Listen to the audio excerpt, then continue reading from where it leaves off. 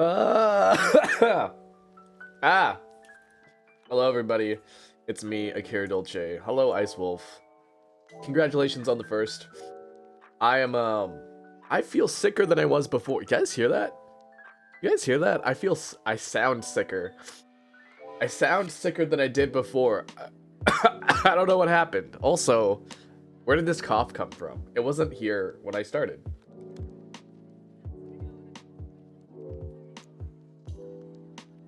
We're just gonna have a short little chat, a quick little tea time with Akira Dolce, and we're gonna have a lot of fun. Where did this, seriously though? The olive oil was tainted. I don't think so. I think maybe I'm just getting sicker and sicker. There's no way. I sound like ass. I don't know if you guys were around earlier, but I didn't sound this ass when I started streaming earlier. Like 12 hours ago.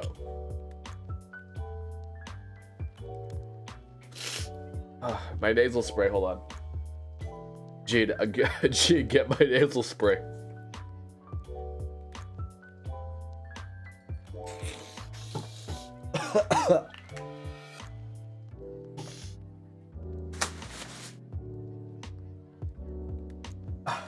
All right, Gene, get my nasal spray. We're gonna get me some coffee. Why are you in stereo? That's a really good question. Why am I in stereo? I'm not in stereo though.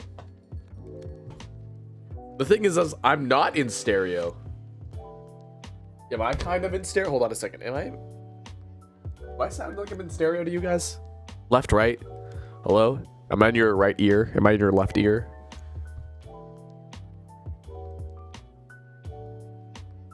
I can be in stereo. Hold on a second.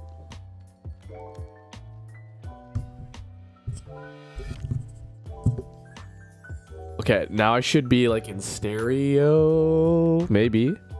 No? Oh, wait, no. Sorry, that's the wrong setting.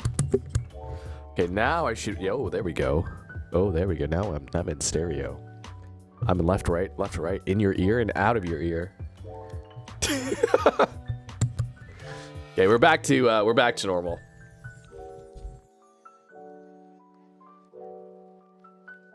You guys like that? Sounds like you guys did not like that.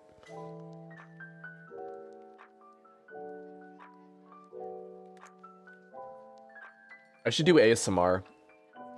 I tried to do some ASMR, and then it turns out I'm not really good at it. Turns out you need like a less annoying voice. But no, hi, welcome to Tea Time. I wonder, does my Chrome work? I hope this doesn't dox me.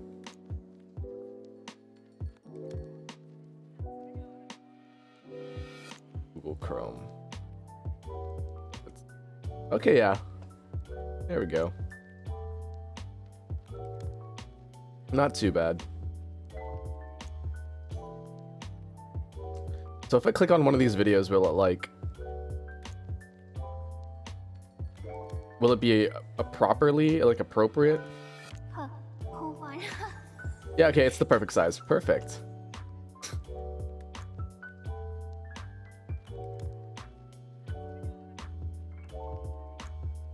Your voice isn't annoying at all. Aw, that means so much to me. No ASMR.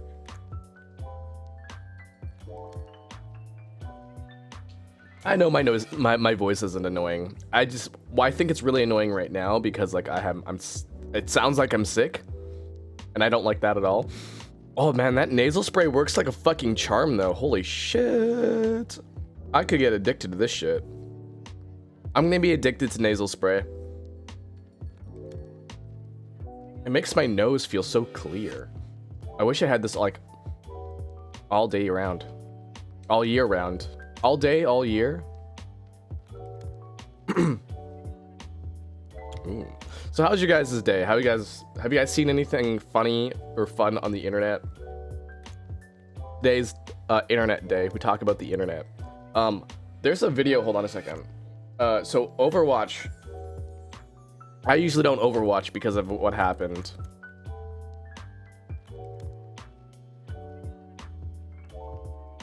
But there is a so there's a thing called Pink Mercy. It was a like a charity skin that was only available for like 2 weeks, and it's coming back. And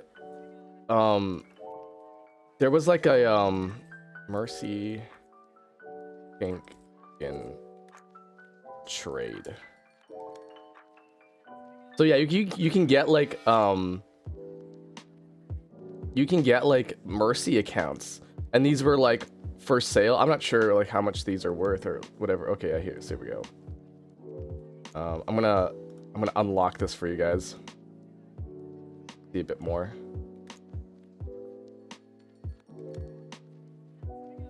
But as you can see,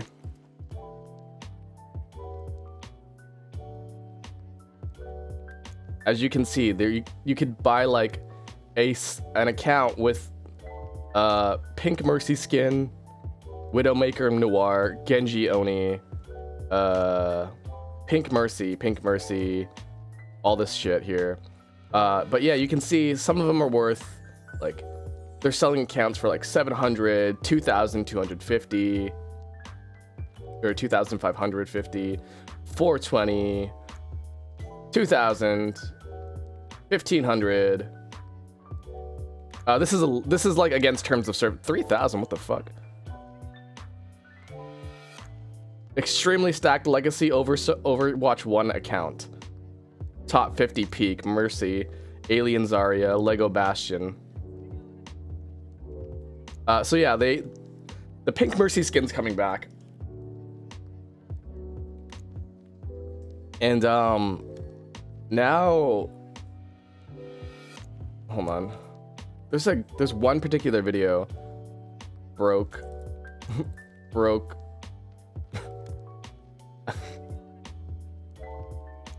I wish I had it. It was sent to me on TikTok, so I can't really. I don't even remember who sent it to me, so I can't even check. But there's this girl. She's like, broke bitch. Y'all broke ass bitches can't afford Pink Mercy. I got it when it was expensive. Here's the thing. It was for charity. It's for the Breast Cancer Research Foundation, the BCRF. Watch two. Pink Mercy Cope.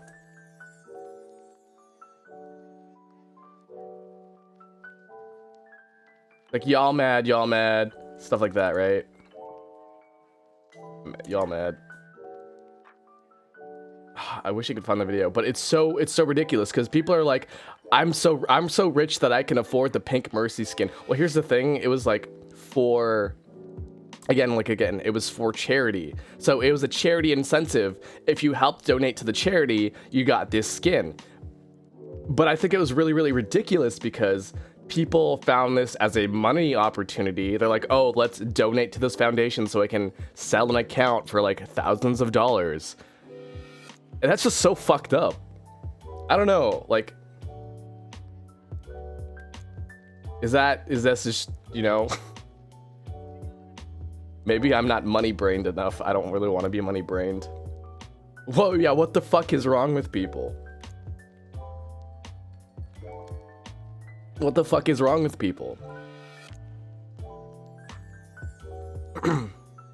So the Pink Mercy skin is coming back, and I'm probably gonna buy it because I want to support breast cancer research. But man, that's all I gotta say is man. Why do people find charities like an opportunity to like make money?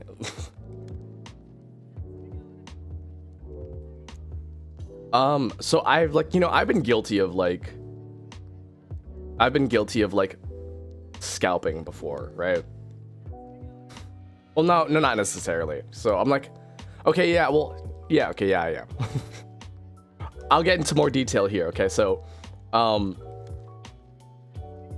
have two copies of Mario 3D All-Stars. In the one, the game with like Mario, Mario 64, Sunshine, and Galaxy, right? So I have 2 copies. One is a physical copy that I have not removed from its plastic yet, and the other one is a digital copy, so the one that I can play. I specifically bought the ooh, sorry, coming at my teeth. I specifically bought a physical copy with the intention of reselling it. I'm not hoping to make like hundreds of dollars off. I'm not planning to make like $300 off of it, but like, you know, I paid 60 bucks for it, or however much it was cost. I don't mind making like $100 off of it. Like, I'm not there to like be a super scalper. I'm not selling Taylor Swift tickets for like thousands of dollars. You guys remember all that? That's it's kind of upsetting if you think about it. That when you are when you're like a musician, right? And you just want to like perform music for your fans, and then it turns out that like your fans can't even see your music. They can't even see you live because like all the tickets are being taken up by scalpers. Ridiculous. Is this where Akira reveals that they were the guy that threatened to buy all the Rosalina amiibos? I wish I had that much energy, that much power, that much money. Imagine how much money that guy spent. It's so funny because he spent money on those Rosalina amiibos. He's basically giving Rosalina money. It's like not really, but he's basically giving Rosalina money. Rosalina was a Target exclusive amiibo back in the day too. You guys remember that? Retailer exclusives. That was fucking stupid. So here's the thing about the Miku tickets is that the Miku tickets, people were going to the Miku Expo shit with the expectations of seeing the hologram Miku, but that wasn't the case. They had the LED Miku experience, not the hologram Miku experience. So a lot of people ended up reselling their tickets at a loss for like $5 because they're like, no one wants to go to this concert. If it's rare, price will go up. If it's not rare, prices will go down. Flood the market of skins. Here's a stupid thing about Overwatch 2. So I recently reinstalled Overwatch 2 just to buy the Mercy skin. For myself and to help the cancer research, not for any other reason. But I reinstalled Overwatch and I wanted to see what skins were available for the characters. And their shop version now, their shop functions like Fortnite's shop. It cycles through skins. And I was like, what the fuck? But here's the thing, I don't even know if that's an actual thing because you can buy the skins. You can buy the skins, at least the legacy skins, off of the character select, off of the character customization screen. So I don't really know why their shop looks like that, but that's how they're doing it like Fortnite now. When it was originally just like, you get the coins, you grind for the coins, you buy the skins. And that was great. Honestly, that was so great. I don't know why. They decided to be like, oh, we gotta make it Fortnite. Why? Yeah, I don't know. It's really dumb.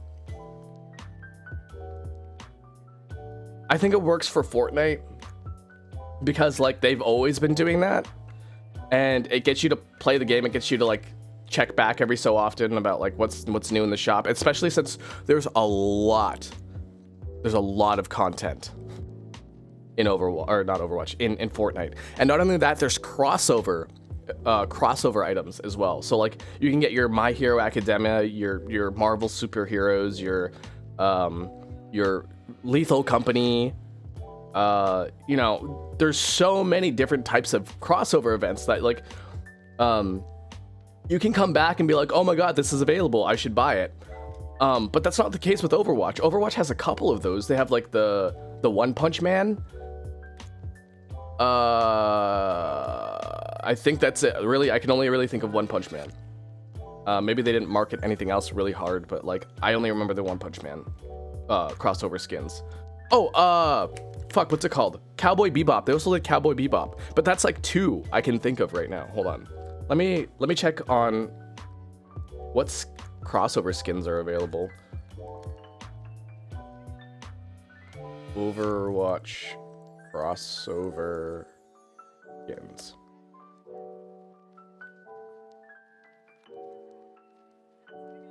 They're bringing back a lot of old stuff that hasn't been in item shop for around maybe 200 or maybe 500 days. In Fortnite?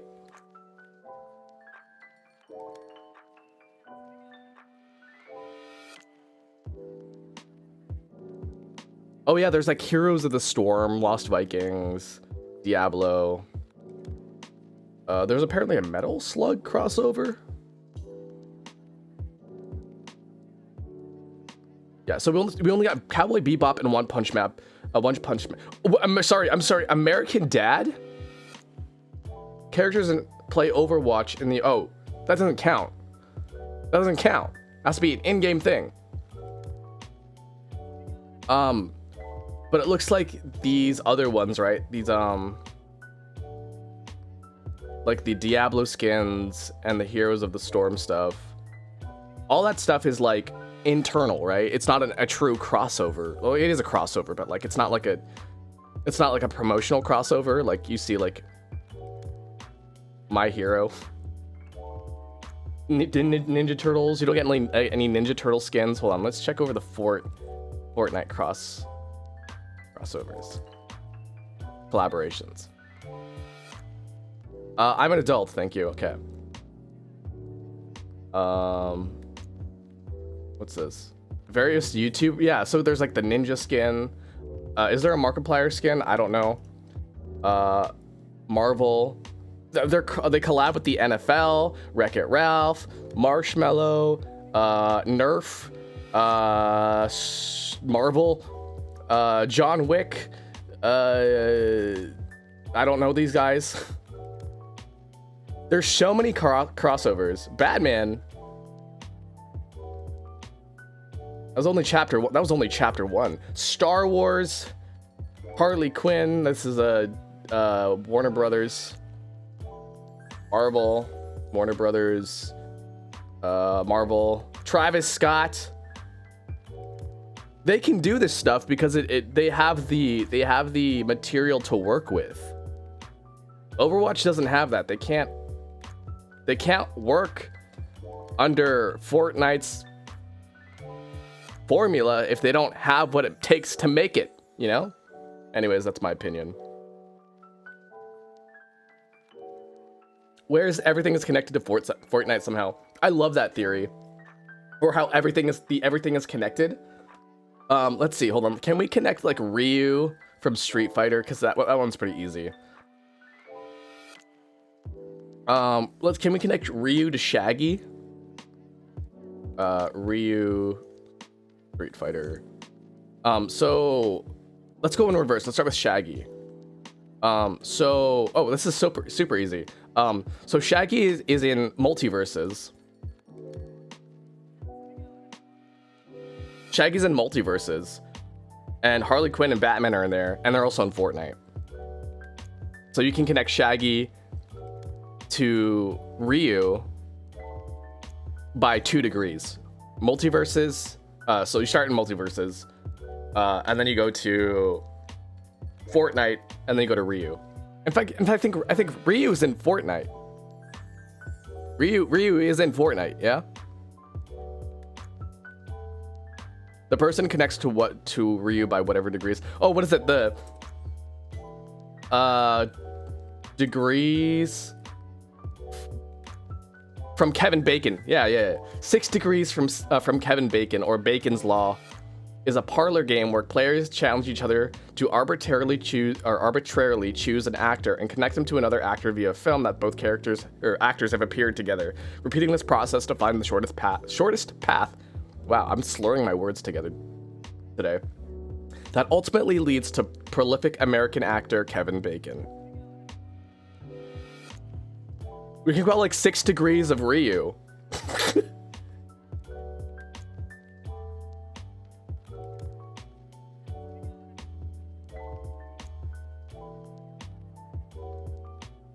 Sure, you can.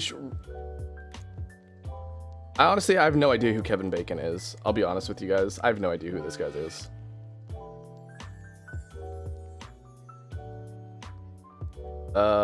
Remind me later. Guys, make sure to donate to Wikipedia. Only $3. Just $3. If everybody donates $3 to Wikipedia, everyone can have unlimited access to knowledge.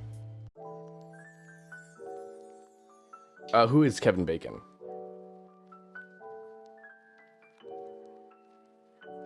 I should probably look at Kevin Bacon and not the game.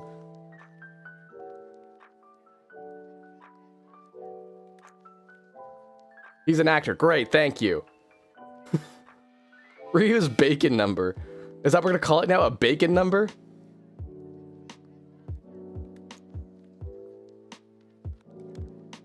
Okay, where's his, like, filmography?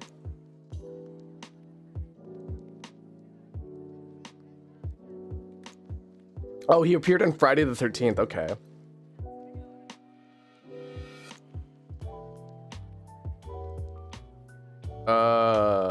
Here we go. He said, she said, not a clue what that movie is. Kevin Bacon, IMDb.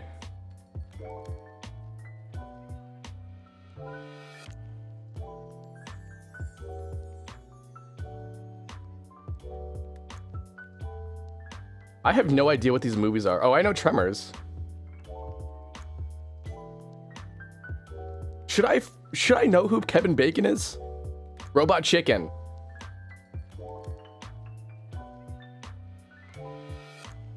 I know Will and Grace. I don't know any of these fucking movies. Oh, Apollo 13. I only know that because there's a commercial that says Apollo 13. Frasier? Yeah, I have no idea.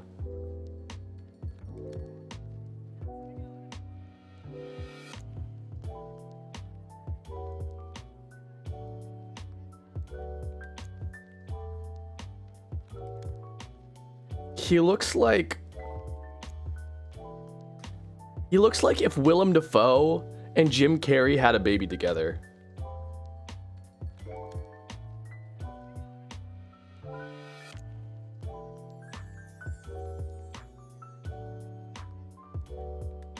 That's what I like. He's got the Willem Dafoe like chiseled face, right? But he's got like the Jim Carrey hairline and like forehead. Maybe a little bit of the chin too.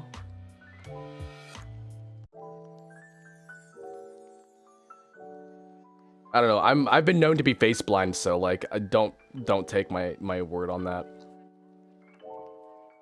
I think Call of Duty has done some collabs, but probably not as many, or collabs, but not as much as Fortnite. I know Call of Duty is like really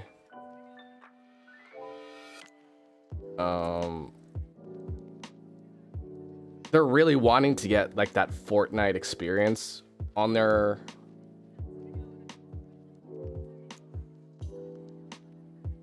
in their game, because they've collabed with what? Nicki Minaj. Nicki Minaj is in the game. That's all I remember. All crossovers in Warzone. This is the Battle Royale game, right? Teenage Mutant Ninja Turtles. That's pretty cool. Crash Bandicoot. FIFA. The NBA. Lara Croft. Hip hop artist. Oh, Snoop Dogg. Oh my god, I forgot Snoop Dogg is in the game. The Boys. Dude, I forgot. Snoop was so fucking hyped when he got into fucking Call of Duty. I remember he was so like he's like he's a very chill dude. So like he's like, oh hell yeah, I'm in Fortnite.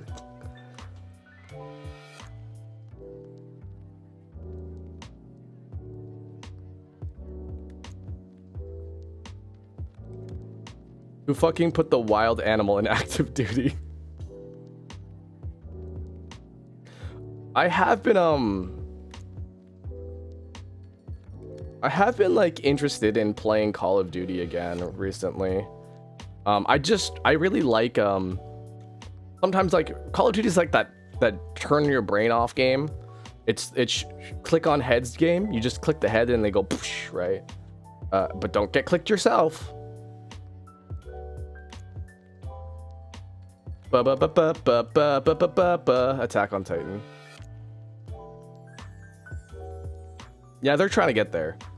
It's all about the collabs nowadays. It's all about the collabs.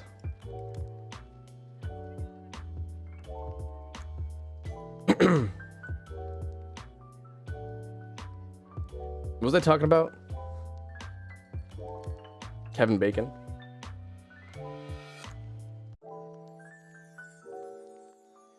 Added too much soy milk. Give Snoop Dogg the K-Knife finisher as well. Oh, Call of Duty, that's right. I was talking about Call of Duty.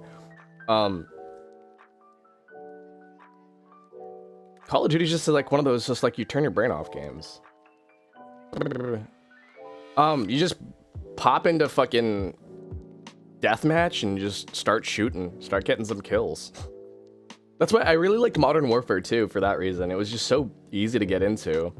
It was kind of broken on the games that you get those people that were like, they had like the nuke strats where they figured out how to get 25 really quick kills and then like end the game real quick. But like that was fine. It was fine.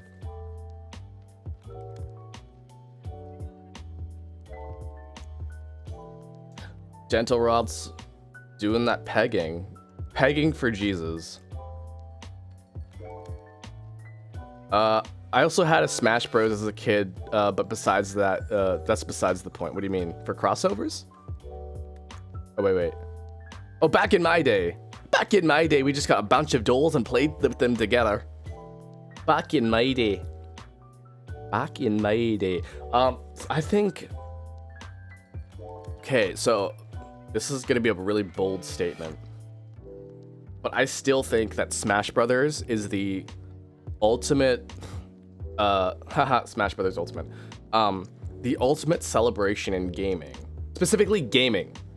The one sad thing about it is that it doesn't include outside properties outside of Nintendo. Like there's no like Crash Bandicoot or Master Chief or Spyro or Parappa. None of those characters really show up at all. And I think if it did open up to that, it would be like the perfect crossover game. Like Fortnite's cool. It's got a lot of crossovers, but like it's a crossover game, not a crossover with games thing, you know? There's a PlayStation All-Stars with the Parappa. Dude, they fucking dropped the ball on PlayStation All-Stars. They had such a good idea going. They like, oh, we need to get the Smash Brothers of PlayStation, which was fucking a great idea. It's amazing, but here's the thing. A lot of PlayStation IPs aren't owned by PlayStation. They're all owned by third-party or second-party companies. And so if you wanted to make a PlayStation game, I believe, wait, was PlayStation All-Stars even made by a first or second-party PlayStation company? Hold on, I need to look this up. PlayStation All-Stars. It was developed by Superbot Entertainment, is a independent video game company. Who worked with Santa Monica Studios. So yeah, let's say if Santa Monica Studios, sorry, my nose, wanted to make this game, they would have a little bit more, freedom because Santa Monica Studios has like quite a bit of the IPs, so they could do it. But this is an independent company, so they have to get the rights for every single character. So not only that, they also needed to make a good game out of it. And it's really hard to get a game. It's really hard to get a game to play like Smash Brothers, but is not Smash Brothers. The fun thing about Smash Brothers, at least 4 and Ultimate, Smash 4 and Smash Ultimate, they were made. So the funny thing about Smash is that it's so casual. It's an extremely casual game. It's very, very casual. But it does cater to the competitive side, but mostly caters to the casual side.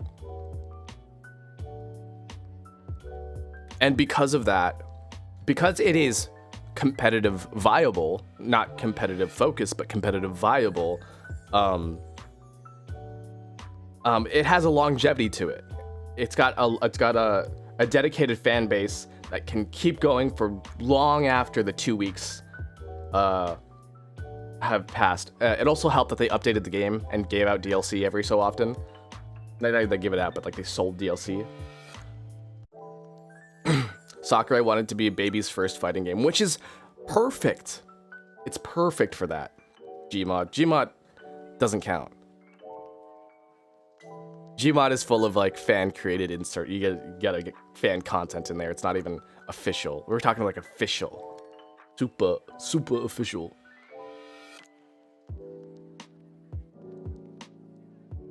How many connections does Sora have to what? To Ryu? To one. 1 degree. They're both in Smash Brothers.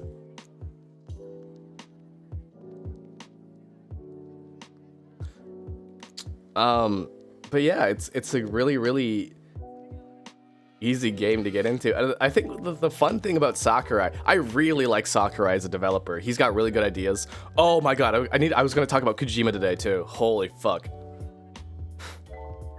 I almost spilled my coffee on me. So the fun thing about Sakurai, he's got good ideas. 2, he's got great like game sense. In fact, he's got his channel.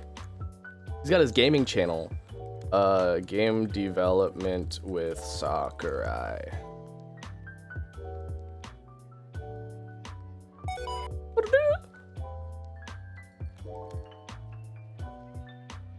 Okay, let's watch this together.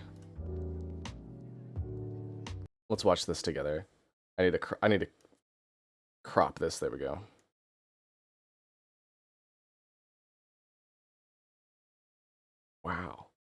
Wow.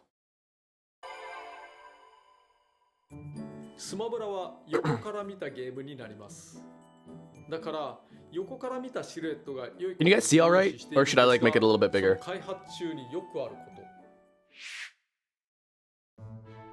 まず前提として様々な攻撃モーションに取り付ける攻撃判定についてお話をしておきます。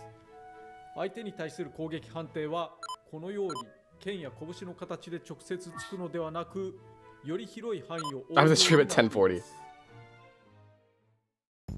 スマブラは激しく素早い座標移動を行うので攻撃判定が大きめのゲームです。それをしないとなかなか攻撃がヒットしないストレスのたまるゲームになってしまう。で、次からは Semi-armor piercing, high explosive, capped, ballistic capped or SAPIC BC. Semi-armor piercing rounds are armor piercing rounds made of a lower quality steel, which reduces their penetration power. This downside is usually compensated by the shell's increased high explosive payload. And You guys heard of galvanized square steel? お話。攻撃範囲が正中線を通っていないため攻撃がヒットしにくいという。もちろん直してもらいますけれども、厳密にはモーションが攻撃でどこを通していてもプランナー側で攻撃判定を配置することで Oh, we're talking about Z-axis. This was a huge issue in Smash 4. さらに大きく違うようになってしまいます。見た目と判定サイズがある程度まで違うのはゲームの楽しさ重視で割 So to the extent the visuals and collisions don't line up, making the game. り切って良いと思いますが、モーションの位置まで異なると破綻がより大きくなってしまいます。Okay. それと攻撃判定が出現する時間やクリーンヒットしそうな時のポーズが大事です。この部分ではヒットストップが入ります。 Hit stops. 目に残りますし、もしもとどめの一撃ならばビシッと画面が止まります。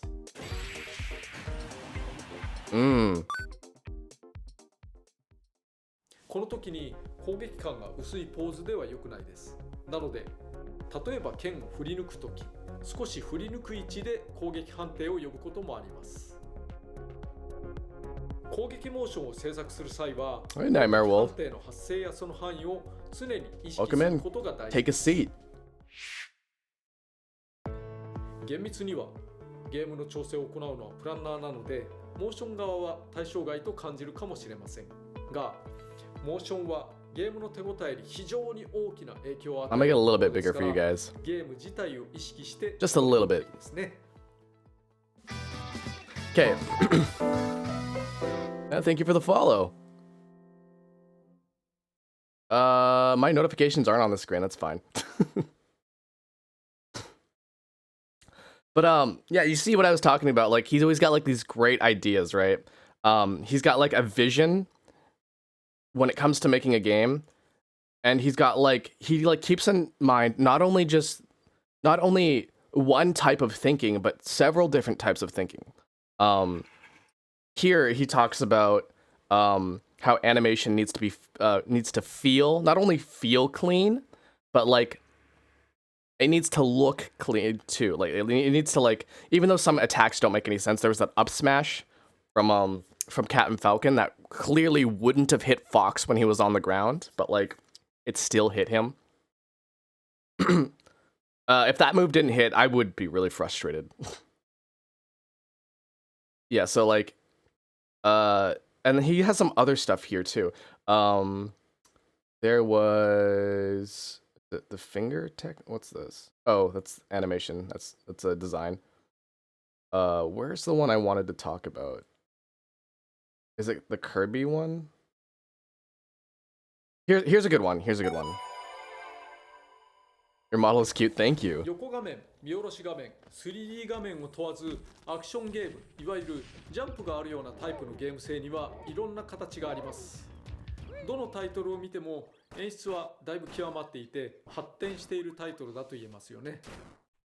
今回はかなりシンプルに、いろんなアクションゲームによるゲーム性をまとめてみたいと思います。基本的な Game essence. Risk and reward. Push and pull. ゲーム性だと定義しています。これから説明するそれぞれのアクションはすべて危険とチャンスが表裏一体になっていることを意識してご覧ください。まず単純にジャンプ。敵はギリギリを狙ってジャンプ。I'm so sorry. 穴を越えられる。だけど崖から落ちやすくなる。これはリスクとリターン。ダッシュ、走行する。ダッシュすれば早く移動ができる。反面、制御しにくくて隙ができたり、スタミナが減ったり、敵や危険ゾーンに突っ込んでしまうこともある。これはリスクとリターン。敵に近づくと攻撃できる。敵から遠いと攻撃できない。敵に近づくとやられる可能性ができるけど攻撃できるようになる。これはリスクとリターンが分かりやすい。銃器で敵を撃つ。一方的に攻撃できるけど、弾数などのリソースを食う場合がある。遠距離であればあるほど弾数が少ない場合も多いと思う。また相手からも撃たれる可能性がある。位置取りなども含めたリスクとリターンがある。回避する。相手の攻撃を寸前でかわすことができる。一方で行動が不自由になるなどのデメリットがある。発展系にパリなどがある。 Oh, I'm about to play this 攻撃 game. をギリギリまで引きつけることは非常に高いリスクを寸出でリターンに変える面白さがある。隠れる。隠れている限り攻撃はできない。リスクを抑えるとリターンも減る。相手の接近を待つのもリスクを受けるこ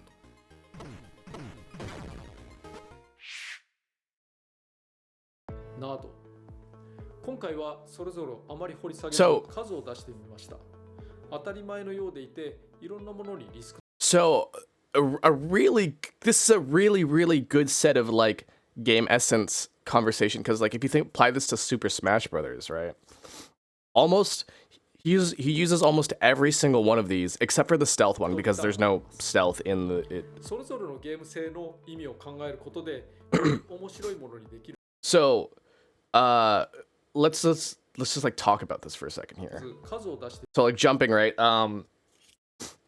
There's like a, you know, if you miss your jump, you die, right? You can recover, like, you can jump off stage. You can risk jumping off stage to attack your opponent, but that also puts you in a vulnerable state as well because like you are also at risk of losing your jump or falling off and dying, which is really great for the risk and reward.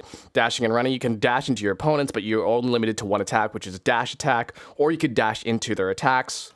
いろんなものにリスクと This just has to do with attack ranges. That's pretty easy. Shooting firearms, a lot of projectiles either have a cooldown or they have like a window of opportunity. They can be reflected, so you have to like play that accordingly. Dodging eventually, dodging in his game, it puts you in an advantageous state where if your opponent is still in like an attack animation after you're finished dodging, well, you have an opportunity. But if you dodge too much, then you put yourself at risk for doing that, right? So he's got really, really good ideas of game essence, but like you can also apply this to like Kirby as well. Some of it is overlooked completely, because Kirby specifically is a baby's first platformer. それぞれあまり掘り下げず数を出してみました。 You have multiple jumps in Kirby. There's no worrying about that. Dashing and running, this one is that follows that rule here. Being able to attack up close but from afar, you have these different abilities that have different ranges, so like you can kind of play around with that a little bit more. There's no ammunition in Kirby, so you have a lot of like safety in staying back. You do like less damage, but like it's fine because like you're from far away. You do less damage. You whittle them away little by little. それぞれのゲーム性の意味を考えること There is no dodging. I guess you can jump away from opponents or like your the enemies in Kirby. でより But a lot of Kirby it gets rid of a lot of these stressful situations because this is a high risk, high reward sort of dealio in action games. But Kirby is a very casual game. You don't want to put a lot of risk. You don't want to. You want stuff that can be easily overlooked or overshadowed by other things. So he's got like really, really, really good idea of what it means to make a video game. And then we have fucking Kojima, who I actually do not like. As a game designer. Did you know gaming? Okay. So I recently just watched this video. It's the animation got really fucked up. I don't like Kojima's developments. had eyes on her from the very beginning. And it all started with making sure her bog roll was well stocked. Fellas? In Kirby and Forgotten Land, there's dodging. It gives you a little bullet time, so dodging, yes. Okay, well, there you go. Let that be a lesson. I was thinking more like the David earlier... Hayter, the voice of Solid Snake. That TP guard tidbit was revealed in Metal Gear Solid Integral, which was sort of like a special edition of the game released in Japan. Integral features... This is not the one I'm looking for. Is it? Is it? 13 days ago. No. Is it cut content? Which is the one that just came out? Oh, here it is. About 400 codec calls. Wait, what the fuck? Wait, that's a... Why is there two Metal... They just released two Metal Gear videos About 400 codec calls back to back? using the latrine. I guess this is the one. Decided Raiden's radio. Okay, so let's watch this together. Oops, I accidentally full screened. Okay. Did you know every copy Did you of Metal know? Gear Solid 2 was almost personalized? Or more specifically, every rose was personalized. So I like According this to idea. Kojima's development diary, which we just had translated. This into is an idea that I for the like. First time. In the middle of production, the team decided Raiden's radio wouldn't show Rose's face. You could hear her voice, but couldn't see her. Kojima's idea was that throughout the game, it'd ask you about your taste in women, preferences, and so on. Then, based on your answers, the game would generate a 3D model of your ideal female fantasy. And it wouldn't be until Which the is final kind of cutscene gross, that but you'd like, fully lay I eyes on her. like the idea of it, kind of. Kojima decided players would be less motivated to save her if they didn't know what she looked like all along. But it's kind of You know, it's a fun since thing. she's pretty. I think it's pretty fun. Because at the time, in addition to being Raiden's girlfriend, her backstory was that she was a journalist who had been taken hostage and you need to rescue her. While the frequency for saving your game was manned by another character called Data. But Data ended up getting axed so that Rose could take his job. Another idea that didn't make the cut was a genderless magician. Kojima went to Hawaii and saw the Magic of Polynesia show, where they had firewalking, magic, that kind of thing. He wrote in his diary, "As soon as I saw that magic, I knew I had to add a genderless magician boss character. They bring out an empty box, cover it with tape, and then when they take it away, I don't know where the amazingly, genderless demons come part comes bustling from, out but like, inside." He goes on to say fucking go he hard, used the Metal- genderless magician Kojima for that. Several of his staff, but no one else liked it, so eventually he abandoned the idea. I'm David Hayter. You might recognize my voice. I'm Snake's official voice actor. These stories of what might have been come from Kojima's Metal Gear Solid 2 diary, in which he made semi-daily entries for the entirety of the game's development. He titled it Development Diary, Hideo Kojima. 4 years of Kojima's like really weird when it comes to women. I don't know why. MGS2 book and revealed lots of unused ideas, cut content, and behind-the-scenes stories, some of which were never told anywhere else. There are lots of important documents in video game history that have gone untranslated for decades, and this was one of them. Until now. The diary is Until pretty now. long, about 87 pages if you printed it out in English. So in this video, we'll just cover the highlights. Let's get started. In the final game, there's a part where Raiden... This is swims fucking. underwater This is and gross. I don't know goes why off without a Kojima hitch. was like. While they're underwater, Kojima originally wanted blood seeping out of Emma's crotch. When they surface, Raiden would ask, "Where are you hurt?" And Emma would blush and say, I'm fine. Later in the game, Emma's fatally stabbed by Vamp. Raiden's concerned about how much blood she's losing. Then she'd look up and say, "I'm fine, it's just my period," and then fall over dead. Like, why?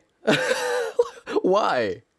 Those would have been her dying words. Kojima says his staff unanimously hated the idea. Yeah, so I they also couldn't unanimously implement hate the idea Also too. in the final game, when Raiden's running around Arsenal Gear, there are 6 rooms, all named after internal organs. Arsenal Gear's stomach, jejunum, ilium, colon, and rectum. But Rectum. Kojima also wanted rooms called Arsenal Gear uterus and Arsenal Gear... Listen, the last video I did for Arsenal Gear uterus and Arsenal Gear vulva. Jesus fucking Christ, Kojima, why are you so fucking weird? Did you know gaming got age restricted, so cut me some slack. Anyway, Oh, vagina, regarding the ship's not female vulva. anatomy, Kojima said, "I was met with opposition from the childish staff, so I decided against it." He also See, this is where I'm like, Kojima, what the fuck? He's like, I got opposition from the childish staff. No, Kojima, it's not childish. It's fucking weird. It's. Are we gonna sexualize Arsenal Gear now? Okay, all right. also says he wanted a tattoo on Raiden's ass. No dice there either, I'm afraid. Towards the end of development, Kojima wrote specifically the excitedly in his ass. diary that Mark Hamill auditioned for MGS2, the guy who played Luke Skywalker in Star Wars. I'll never turn to the dark side. He says Hamill delivered an outstanding performance, but doesn't specify which character. If we had to guess, Mark the voice of Hamill. Raiden probably makes the most sense. It's unclear. Him and his what Westaboo As obsessions far as of we can tell, Hamill's never spoken American about it publicly. media. Another interesting tidbit Kojima mentioned is he modeled the Fortune fight after Space Invaders. Except the roles are reversed. Fortune's the laser cannon that barely moves, while Raiden plays the role of Invader. Never thought of it that way. It makes sense seeing both games side by side.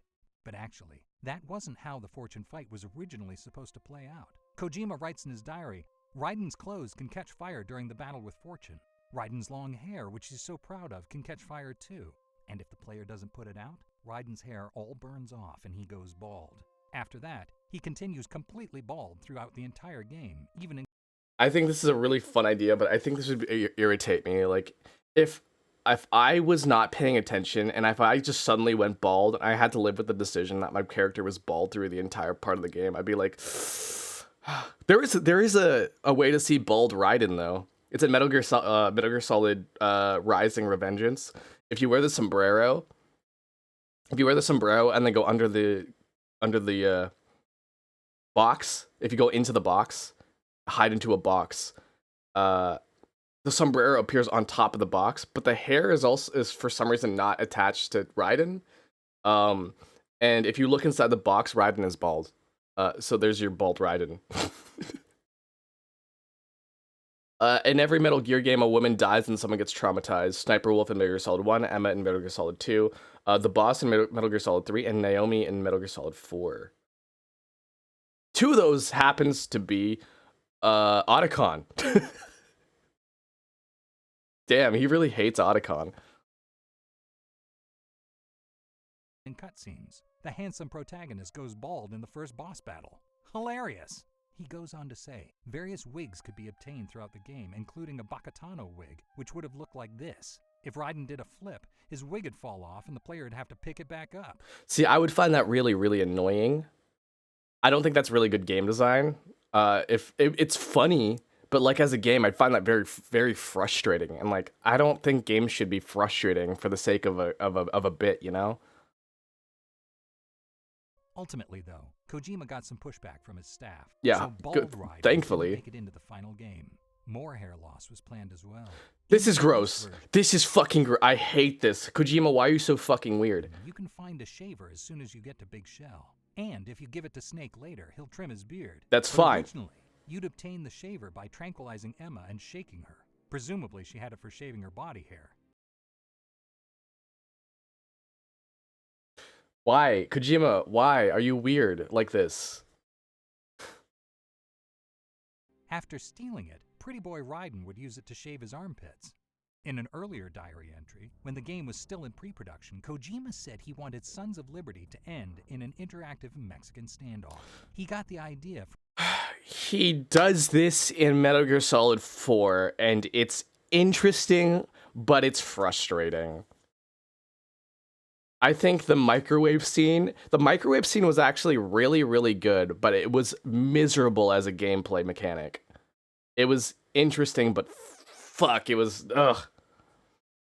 So here's a thing that Kojima really likes to do. I can applaud him for this. He tries to simulate experiences through playing the video games. For example, to snuff somebody out in Metal Gear Solid 4, you have to hold down the grapple button and then to grab them. But like to suffocate them, you have to push down even further as if you're strangling them yourself, which is kind of interesting. I did like that. There is also button sensitivity on the PlayStation 2. So like the face buttons had like a pressure sensitive thing. The harder you press down on the button, you get different sort of actions. I believe if you press down the button, you draw your gun, and then if you just let go, you not fire your weapon. But if you press it a little bit further, it's like pulling on the trigger, and then letting go is like pressing the trigger down completely.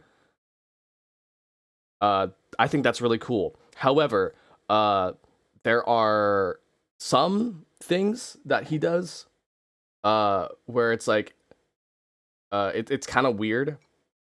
So one thing that I kind of like, but I think is also kind of weird. I can't remember which game it is. It's Metal Gear, but they're like, hold the controller up to your arm. Oh, it's Metal Gear Solid 1. Hold the controller up to your arm. Oh, no, is it 4? Fuck, I can't remember. Metal Gear game.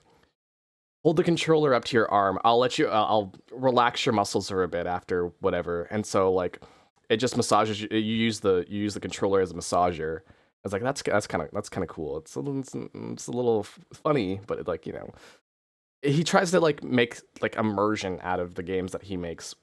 Um, but it doesn't land all the time. It doesn't. I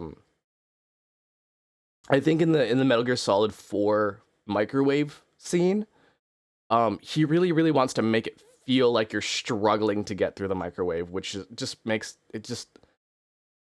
I didn't like it. I didn't like it, man. I understand the impact that it had, but I didn't like it. The ladder scene in Metal Gear Solid 3, I think is stupid. It's so stupid. Metal Gear Solid 6, put the controller up your ass. Snake, I'm going to pleasure you. Let's have sex, Snake. Put the controller in your butthole. From Ringo Lam and Quentin Tarantino. Oh yeah, he ends up doing this scene in Metal Gear Solid 4. He posted, quote, "I've come up with another industry first, the real-time reveal system. This system's an attempt to present the grand finale of MGS2 in real time, with all the reveal sequences taking place with guns pointed at each other, like a Tarantino movie where 3 or more characters all have their guns pointed at each other, no one able to move. New information's revealed as they keep their guns pointed at each other. New characters join in, and people change who they're aiming at. A new character appears and says, Snake is actually an enemy, so characters change their aim. And then Snake says, you've got the wrong guy. I was framed. It's all a ploy by Solidus, so everyone changes sides again. Things go back and forth between Solidus, Ocelot, Snake, Raiden, Fortune, and Sergei, continuously changing who's aiming at who. I want to do that in real time. The player keeps the weapon button pressed with their gun pointed. See that? I would hate that. Once the player lifts the gun, they can't release the button until the end of the game. During this final sequence, the player can change where they're aiming. Flashback scenes would be seen in split-screen mode. Wonder how it'll turn out." End quote. Well, unfortunately, it didn't turn out. In the final game, there was no Mexican standoff. The finale ended up as a one-on-one sword fight instead. We mentioned Data earlier, but several other characters ended up on the chopping block as well, like a couple of bosses. Oh, sorry, I confused a different part of the cutscene, or part of the movie, or part of the video with a different part of the game. There was also another AI character called Dog, similar to the AI Colonel. I already talked about them in a previous Did You Know Gaming video. Did You Know There's Gaming? Another cut character we'd never heard of before translating this diary, Snake's Spotter. Here's how Kojima describes him. Quote, "There was a legendary sniper in the Vietnam War who killed 64 enemies. But this character, he's not the sniper, he's a spotter. On his first mission, he caused that legendary sniper to miss and got him killed. Nowadays, he works security at Big Shell. His beloved wife passed away, so now he's devoted to his only son. But they become estranged when his son finds out about his past. He's familiar with the layout of Big Shell, and, in the end, he serves honorably as a spotter for Snake. He would have been voiced by Osamu Saka, but when the character got cut, Saka got cast as Colonel Gorlukovich instead." Gorlukovich. Speaking of voice actors, until pretty late in development, the actor who plays Liquid was also voicing Pliskin. There's room for only one Snake and one big boss. Which was meant to obfuscate his identity to the player, to make it less obvious that Pliskin is actually Snake. Good thing he changed his mind. Otherwise, I barely would have been in the game. Me voicing Pliskin did make it super obvious he's really Snake, though. Kinda spoiled the twist. Remember how Ocelot loses his right hand in MGS1, and then in the sequel he grafts Liquid's arm onto his stump? Kojima wanted Solidus to do that too. At some point, I don't know, what's this obsession with cutting off people's arms? Weapons. But doing so could only be achieved with atomic authorization. Kojima's plan was that after President James Johnson died, Solidus would cut off his own right arm and replace it with the president's. He's got a weird obsession with biometrics, I guess. To access the nuclear football. Kojima doesn't say why. The nuclear football. But yeah, maybe America, it would football. be a little silly to have two right arm stealing villains in the same game. Who knows? According to the diary, Kojima also planned to increase player freedom and make the game less linear. One example would have been selectable missions, which he kinda didn't want to do, but he felt modern gamers demanded it. In his diary, he wrote, "It'll be possible to select the missions that must be completed mid-game and make them diverge. Snake and Raiden will operate simultaneously. I don't really want to do this, but there's no denying it's a trend in today's gaming landscape. The player can decide which mission to go on in real time, while another mission's automatically done by Snake. The final game was much more linear. You don't get..." I always wondered, how does gaming trends affect game development? Like clearly Breath of the Wild was like yeah, people like open world games. Like they've always liked open world games. They love Skyrim. They love, I don't know, they love, what's another open world game? Skyrim. People always liked it. I don't know. But then they're like, oh, we gotta make a Breath of the Wild thing. We gotta make Genshin Impact. Oh, we gotta make, what was that? With Palia? We gotta make Sonic Frontiers. Oh, we gotta make whatever the fuck. Elden Ring. We gotta make Elden Ring. Had a choice of missions, but Snake does still operate independently. Most notably, PAL. We gotta make PAL World. Fat Man's bombs. Other player freedoms that Kojima did want to make were inspired by Half-Life, which released shortly after MGS1. Kojima bought a copy for reference while making MGS2, and it had a profound impact on him. He couldn't stop talking about it.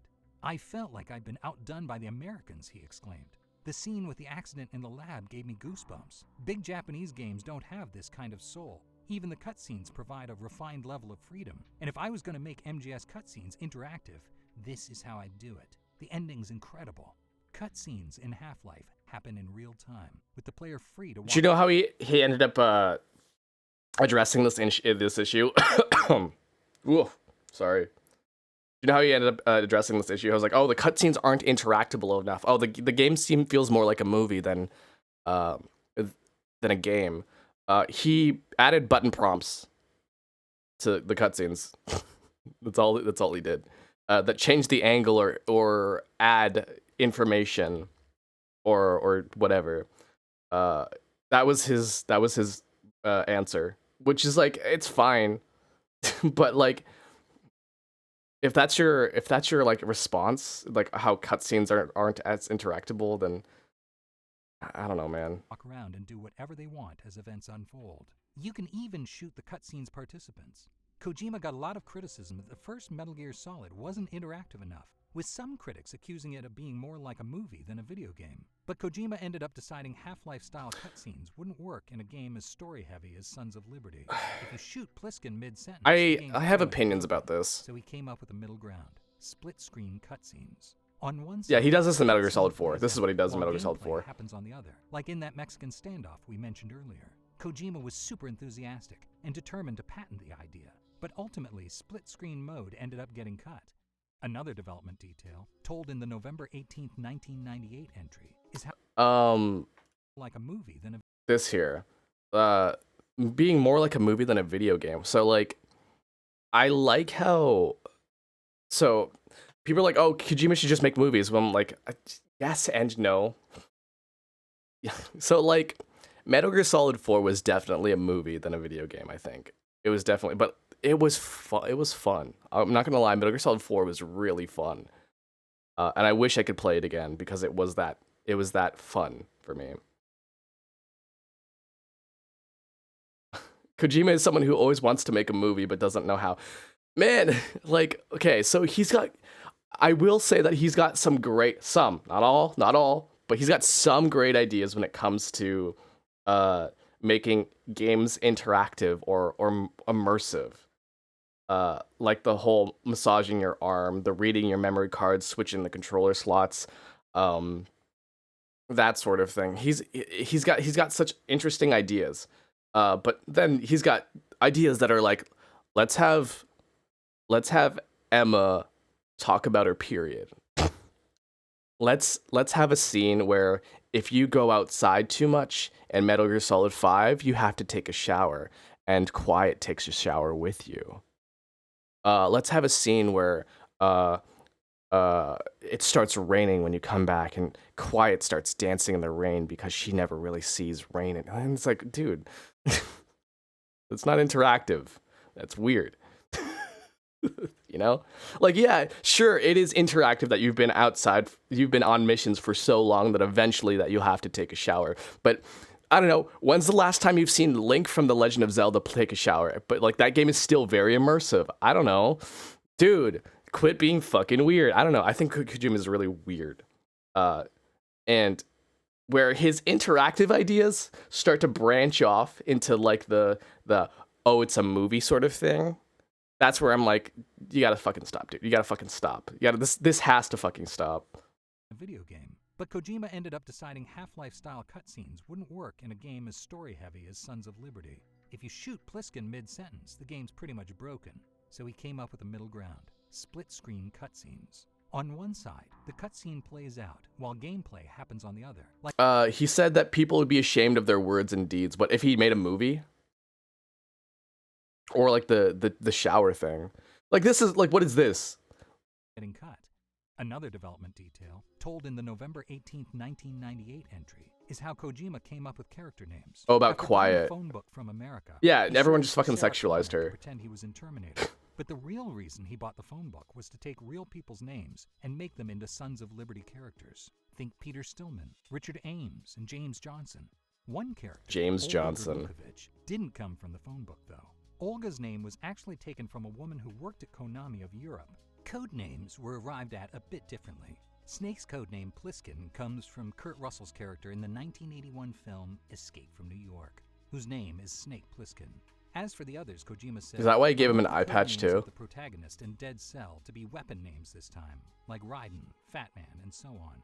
I want the nuance that they're not being treated like people, but strategic pawns. Fat Man was the name of the atomic bomb dropped on Nagasaki. Likewise, Raiden's named after the Mitsubishi. He's got good theming ideas. A Japanese World War II He's got good fighter pilot theming ideas. Named Jack, which is why Raiden's real name is Jack. Then, after that was decided, named his girlfriend Rose. But he can't write a character worth shit, though. Canonically, Raiden doesn't have a last name, but in one diary entry, Kojima writes down the name Raiden Brannigan. Later, he says Raiden's real name is Fanshawe, a name he took from a character in the novel The Locked Room. He also just like pulls from like every The single Locked Room is about a American writer who steals the identity of inspiration. Raiden Fanshawe, which So is I'm just like, exactly dude. what Kojima did. As for Raiden's dark past as a child soldier, that came about because Kojima just happened to stumble across a program about child soldiers on Japanese television one day. Good timing, he said. I think I can use this for Raiden's backstory. Kojima also caught a TV special about the Santa Fe artificial stock market. Basically, an AI stock market developed in real-life New Mexico in the late 90s. Kojima said he was going to add a bit in the game where Otacon uses this virtual stock market to Why does he need to like but have didn't end up following to include through with the everything? idea. So, Otacon stayed poor. Speaking of character names, in the release version, Rose reveals she's pregnant with Raiden's baby. Pregnant. MGS2 never tells us the Pregnant. child's name, but in his diary, Kojima says Raiden's going to name him Dave. In other words, name him after Solid Snake. But years later, when players finally heard the kid's name for the first time, in MGS4, it was John, which is Naked Snake's real name.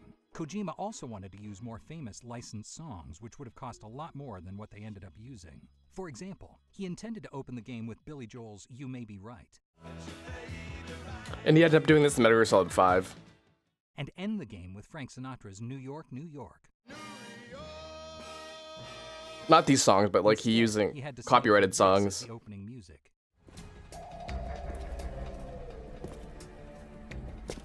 And this for the closing. Best things in life are free. He also mentioned he wanted to use OMD's anti-war song Enola Gay for the ending track. of Enola MGS4. Gay. But his sound director, The plane that Kazuhiro carried the stopped him bomb. and said I don't Chris remember Staples which might not bomb. know that track. So they recorded an Irish song instead. The best is yet to come.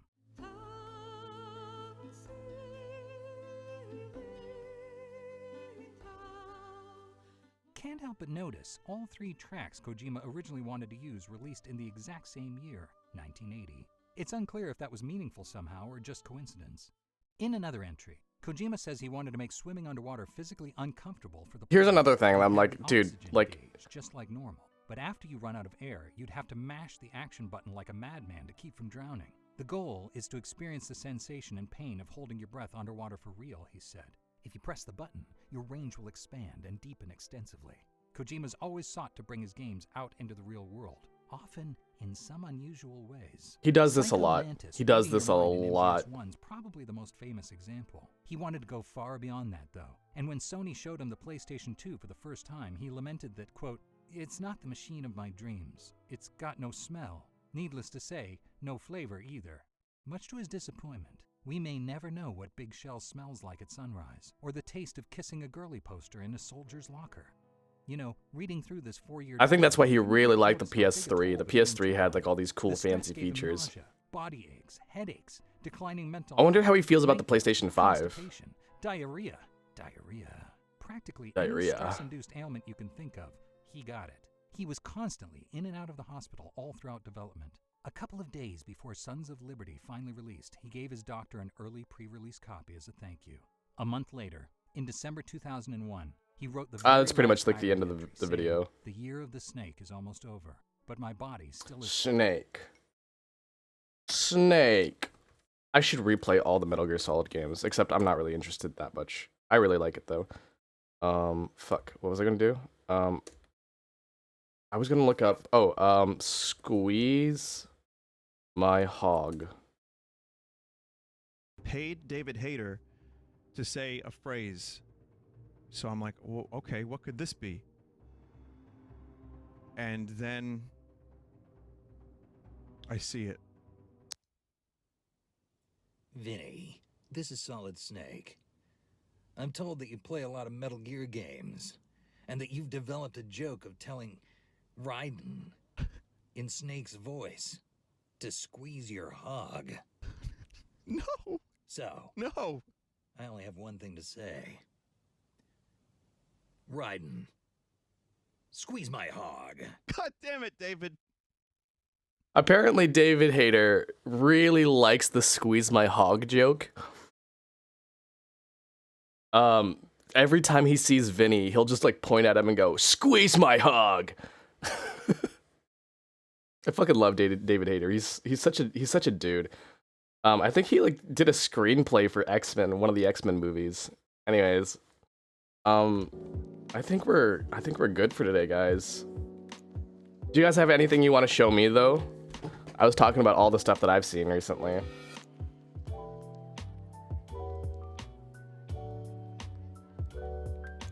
I'm gonna finish my coffee. Remember when VAs used to say, "Don't ask us to say something as a character at cons," and then Cameo happened? I mean, now hold on a second. Now voice actors don't care. They really don't care. Hold on, what's his what's his name? Robbie Damon. Sparkle? Twinkle? I think it's Sparkle. No. LGBT.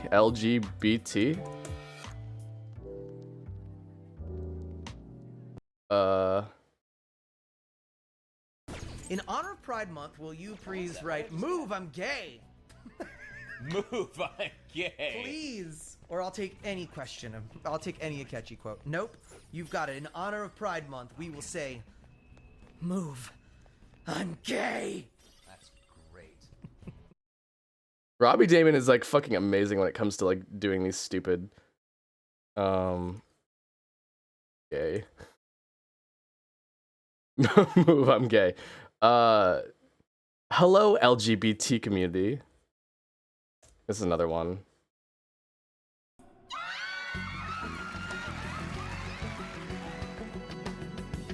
Hello, LGBTQ community.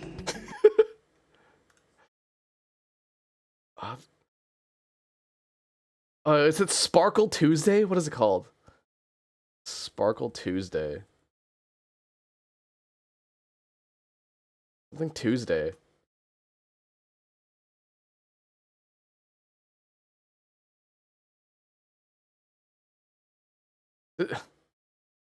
What is it? Does anybody know what exactly he says here?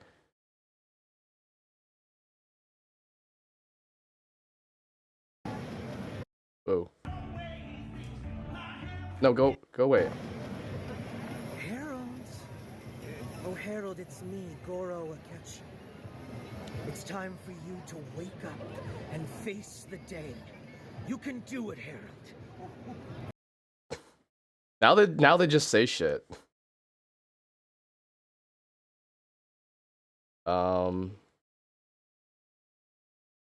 Robbie Damon, Akechi. Let's just look. Robbie Damon, Akechi. There's probably something that's gonna come up. Akechi as Gora the Explorer. This really hate this Kamoshida guy. Gora? Doesn't even cover how I feel. Gora the Explorer? Tell me where to go, Matt. Tell me where to go. I don't know what happened.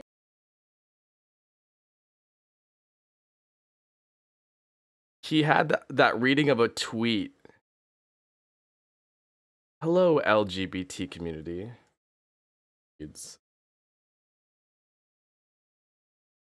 Akechi reads Shakespeare? No.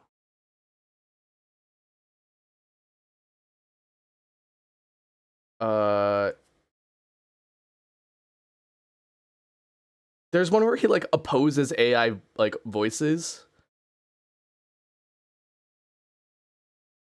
And I'm trying to find that one too. It's specifically when it's like the Sparkle Tuesday. I want to know the Sparkle Tuesday. Hold on, I wonder if I just look up Sparkle Tuesday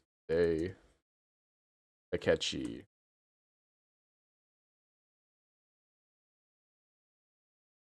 Sparkle on. Okay, wait, was it? Sparkle on, it's Wednesday. Sparkle on. It's Wednesday. Does it not exist? I swear it does.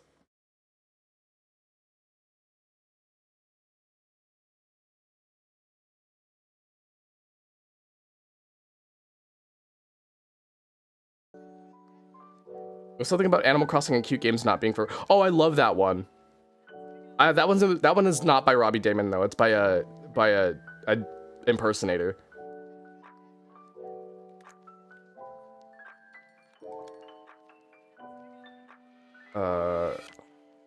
Sparkle on, Akechi.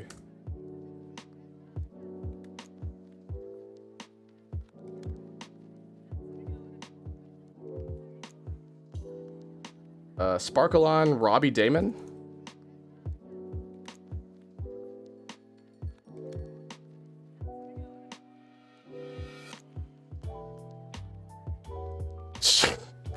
Now I just sound insane.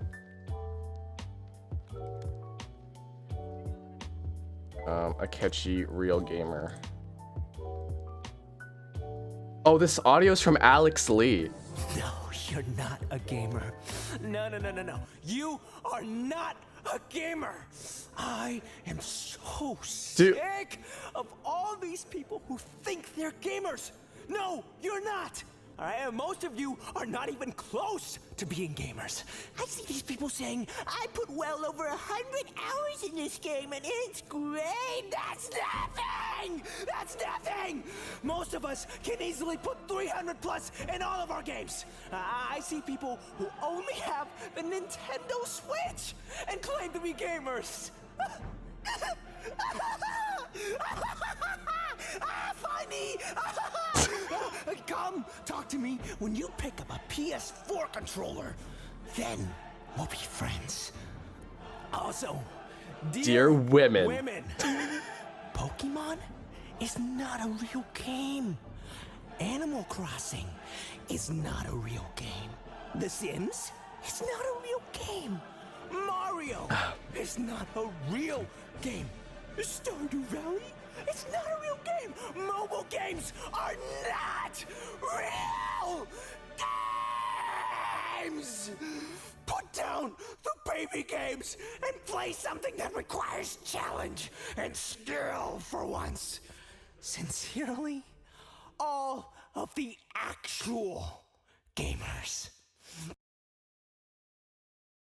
Alex Lee is insane. His story of how he got into VA on Trash Taste. Wait, what? Hold on. I love Alex Lee, by the way. He's a great actor. Trash Taste. Wait, is this how he started? The first time I started doing stuff like that was my very first big break, which was Demon Slayer. And I was so fortunate with Demon Slayer as well, because there was another case where like it was all that or nothing. So prior to that, you know, I had my first big anime break.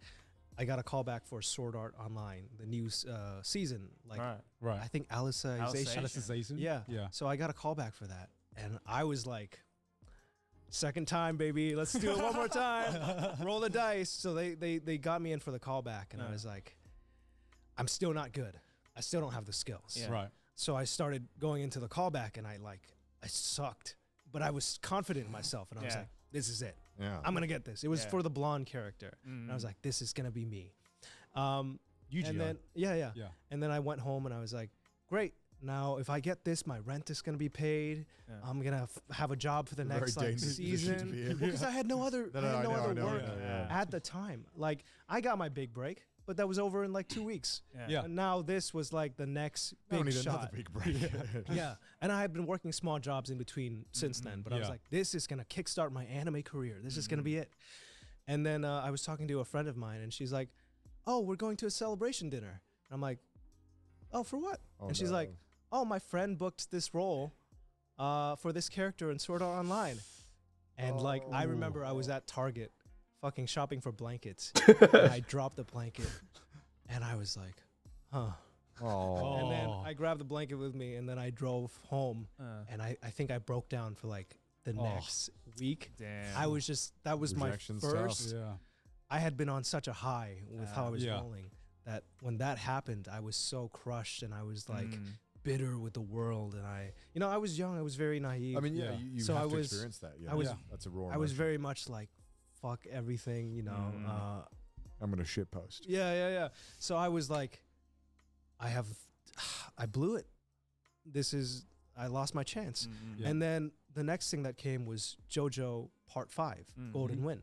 And I was like, I can pick myself up. I can go one more. I can go one more. This is it. And then I put all my chips in that bag too. And I was like, JoJo is how I'm gonna do it. I practiced my mudas. I'm like, I'm gonna voice Giorno. I'm gonna include mudas at the end of my audition to show them how good I am at the battle cries. And I did it because they didn't ask for it. I'm like, I'm gonna show them how passionate I am and how good I am. Nothing. Oh, dude. Extra was a mistake there. Do you think? I don't regret it. You know, I think it might have been a dumb thing to do, but I don't regret it. Because I always want them to know what you care. And so I was like, fuck. No income coming in, nothing. I was flopping. I was floundering. Do you think some directors sometimes want actors that don't care about the source material? I think it depends. Yeah. I think the casting director will always make the best decision for the process. And this is why back then I was bitter, but now I'm not. Because I know I wasn't the right person for the role. You know, the people they got fucking killed it. And I could have never done a good of a job as them. Because I just didn't have the experience at the time, or I don't have the sound. So it's not up to me who is right for the character. Right. You know, I can be as full of myself as I want, but I will never have that eye or the ear that they do. Of course, for this type of stuff. And you know, when you're young and you're arrogant, you can be like, they don't know what they're talking about. They're missing out. They're fucking stupid for doing that. But true. That's not true. They know more than you do. And that's how it is sometimes. But I was definitely. This is fucking 26 minutes long. I was like, when is the story gonna happen? Like when's it gonna end? Yeah, absolutely. Months. So this was like my first time doing it with this specific. There's like a sense of humanity that I relate to a lot of characters where I'm like, I think that's what I like about this character.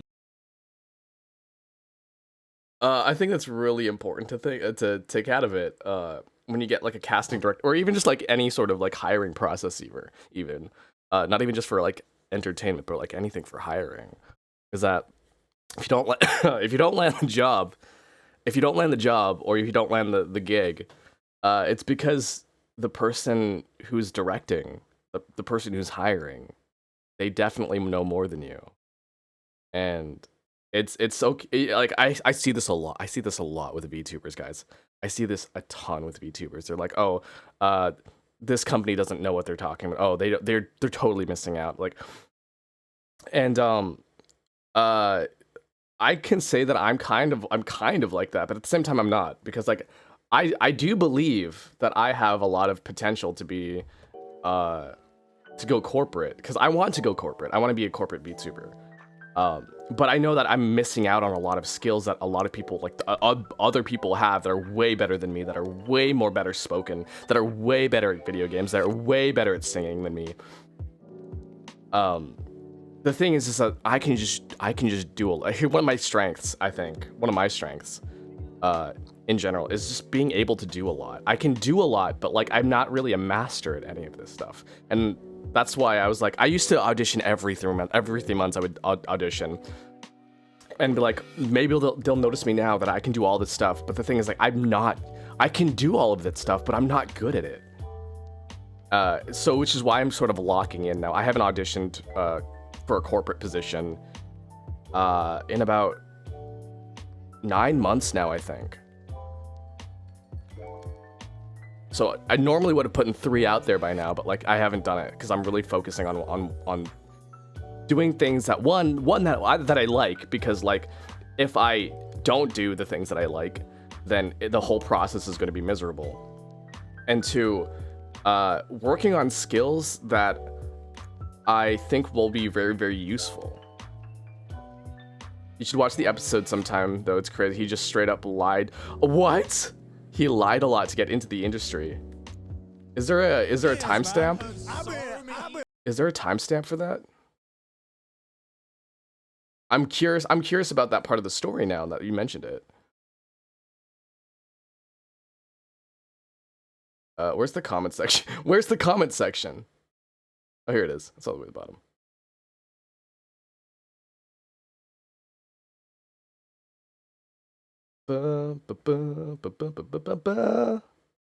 Maybe I should lie on my VTuber auditions.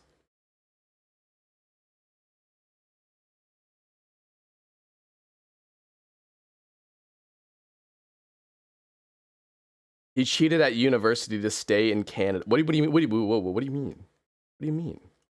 Been peeing in the booth for far too long. No. Bro. I don't want to hear this. No. If anyone's got some timestamps. Listen here. All right.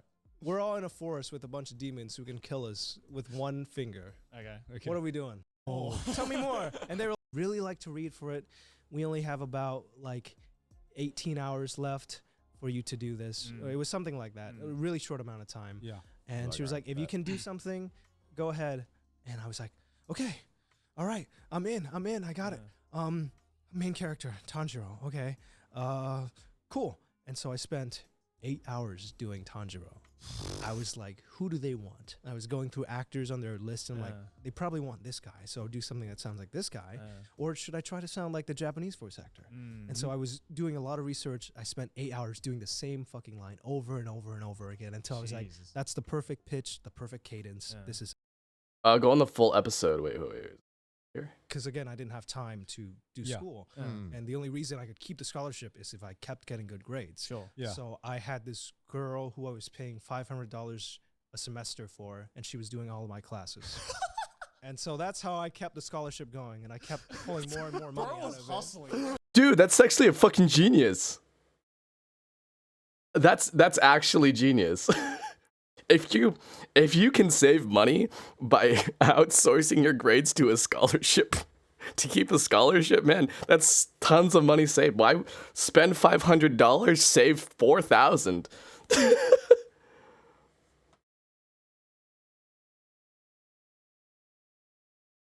Moving to Canada at 14 years old, that's crazy. Dude, this guy is something else.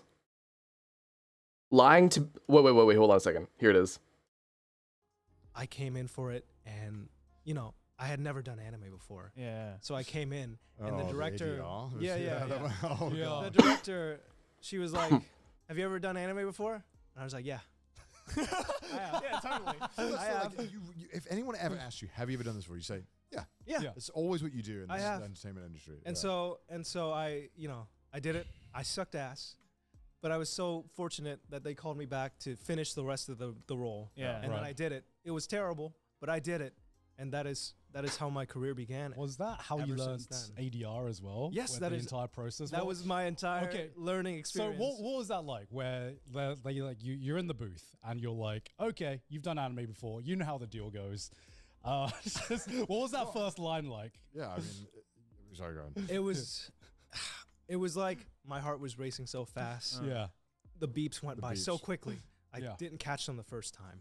I was like, I'm sorry, one more time. And then I did it, and it was like sounding like Ash. He's like, you're a little stiff, loosen up. And I'm like, okay, I'm sorry. And then, and then we kept going, and we barely got through like the chunk of lines that we needed to get to. And then we got to a scene where I needed to laugh, and I was so nervous. I was like, oh, it's hard to laugh. And it was so bad that she was like, after the session, she pulled me out. She was like, you're going to go home and you're going to study this for a little bit, right? No. And I'm like, yes, absolutely.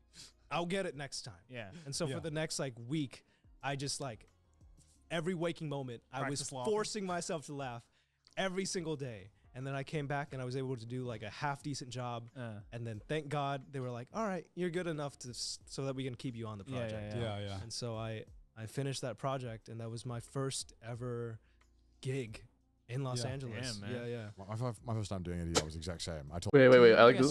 So then, how did the powerlifting thing? How did it go from powerlifting to voice acting? Because it seems pretty much the other side of the spectrum. That was the thing, was that when I was in Canada, I wanted to be a physical trainer. Okay. I wanted to be a personal trainer. Because I was like, oh, I really love this like lifting thing. I feel like it sets me apart from everybody else. No, it doesn't. Or at least everybody else that I knew. And I was like, I'm not really into academics or being a lawyer or a doctor. Maybe if I do lifting, I could, I could look good, I could feel great, I could help other people. That's the goal. Dude, and then once I love went that. back to America, I was so depressed that I just kind of just vegetated and rotted away in bed for a long time. And I was like, well, what now? Dude, and I me. started watching anime again. Oh, dude. Fucking relatable. Now I'm living in Japan doing a job that it's like, all right. It's not my passion, but I'm living in Japan. That's pretty cool. Hopefully I have the motivation to like keep this up.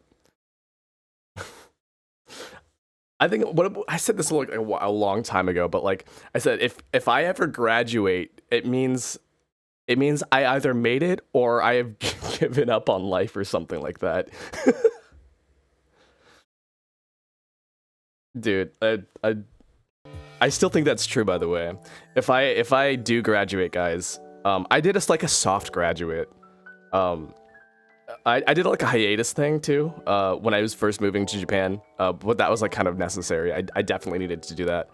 But I like soft graduated from being a VTuber because like I don't do VTuber stuff anymore. Like I kind of just refuse to do it. I always really hate doing VTuber stuff when it's like, oh, do your fucking smasher passes, your tier lists, your what are those things called? Your pick crews. It's like, dude, I don't want to fucking do that. That's so, it's so boring. Post your feet pics online. Everyone's posting your feet pics online. Like, I don't want to show my feet.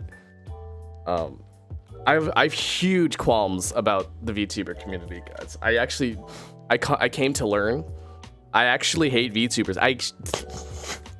So embarrassing. I hate VTubers. I hate having to network. I hate having to stick to my lore. I hate having to I don't like this whole like fictional life sort of thing. I hate the sort of community that's like, oh, you need to like have this and that. I hate the things that are like, oh, here's the algorithm. Here's what you should do to get more popular on TikTok. How to get more popular on YouTube. How to get more popular on Twitch. I fucking hate that. I want to do the shit that I fucking love. And that's why I sort of graduated, quote unquote. And that's why I say I soft graduated from being a VTuber. Because I don't want to do that. That's not me. I guess I kind of want to be a YouTuber, but like also not really. I just want to do the things that are like interesting to me. And playing video games is fun. I like playing video games. I like talking to people. I like talking to people and playing video games. That's pretty freaking cool. I like anime. I like games. I like learning about things. I like teaching people things. I got lots of opinions. I don't say I like meeting new people. One of the issues that I do have. but I do like sharing. I do like sharing experiences with people. It's one of the major ways that I can get close to people, is that if we experience things together, and through VTubing, there's a lot of things you can experience together. It's also why I also don't like talking to new people, because like when I talk to new people, when I talk to VTubers for the first time, it either goes one of two ways. One, they start talking about like algorithm content stuff, which I'm just like, that's cool, but I'm not into that. I'm super not into that. It's like, oh, here's how you can get better at doing this. I'm like, I don't want to get better at doing that. I want to get better at doing the stuff that I like doing. So that always kind of, turns out terribly. Either that, or if I talk to another VTuber, it's so casual. It's so like, it's as if we aren't VTubers at all. And that's the idea that I want to go for every single time. I keep telling the story, but man, it always sticks with me. I went into a VTuber like networking sort of Discord, and there was someone who was just idling in the voice chats. They're all by themselves. They're just idling, and I don't like walking into a group of people, because then I have to like get on their level. Basically, I have to like figure out what they're talking about. I have to like see if I can kind of mesh with them. It's a lot easier though, because like you can kind of blend into the background, which is not really what you want to do, but you can do it if you like go into like a group call. But like I found this one person just idling, so I was like, great, I can one-on-one on this person. I can get to know them. I can like learn about them, whatever. I could possibly make a friend. And I went in there. The first thing that they say to me, besides hello, is they check out my YouTube channel and say, you don't have very many subscribers. And I'm like, dude, what the fuck? I was like, oh, your videos aren't getting very many views. I'm like, what? Like, I didn't fucking ask you. I didn't ask you about that. And then so I started asking some other questions. Yeah, we're talking about VTuber life. Specifically, we were talking about like, what were we talking about before? Like industry stuff. But I started asking some other questions like, oh, like, what are you into? Or what do you like doing? I think I specifically asked, what do you like doing? And they replied with, oh, I really like, I asked them, what games do you like? Specifically, what games do you like? And they're like, oh, I really like, insert fucking game that I don't remember. And they're like, I really like playing, I think it's like Apex Legends. I like playing, Overwatch. But then they're like, yeah, I usually play whatever on stream. I was like, I didn't ask like what kind of games you like streaming. I asked what games do you like? And then, I think to get him off of that topic, I think I said, what are your hobbies? No, what was it? What do you like doing that's not content? Or like, what do you like doing that's not VTubing, related to VTubing? And then he started talking about Yu-Gi-Oh! And I'm like, fucking finally. That's something I can relate with. I used to play Yu-Gi-Oh! Too. I run a Madolche deck. I used to collect the cards.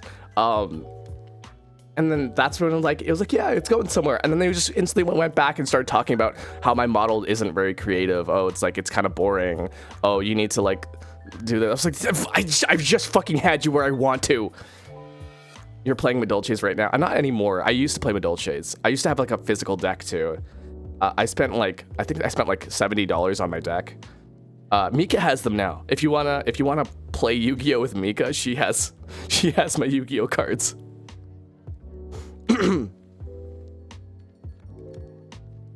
I could probably boot up Master Duel and probably recreate my Madolche deck. There's new Madolche cards coming out. I could probably make a new deck. Does she? I don't know. I don't know. I know she really likes the cards though. She really likes how the cards look. And so that's why I gave it to her. Yu-Gi-Oh! Pro. Oh dude, Yu-Gi-Oh! Pro. I haven't fucking played Yu-Gi-Oh! Pro in forever. I think age might be an issue. I think he was around my age though. I think maybe a little bit younger, like mid-20s, but like it was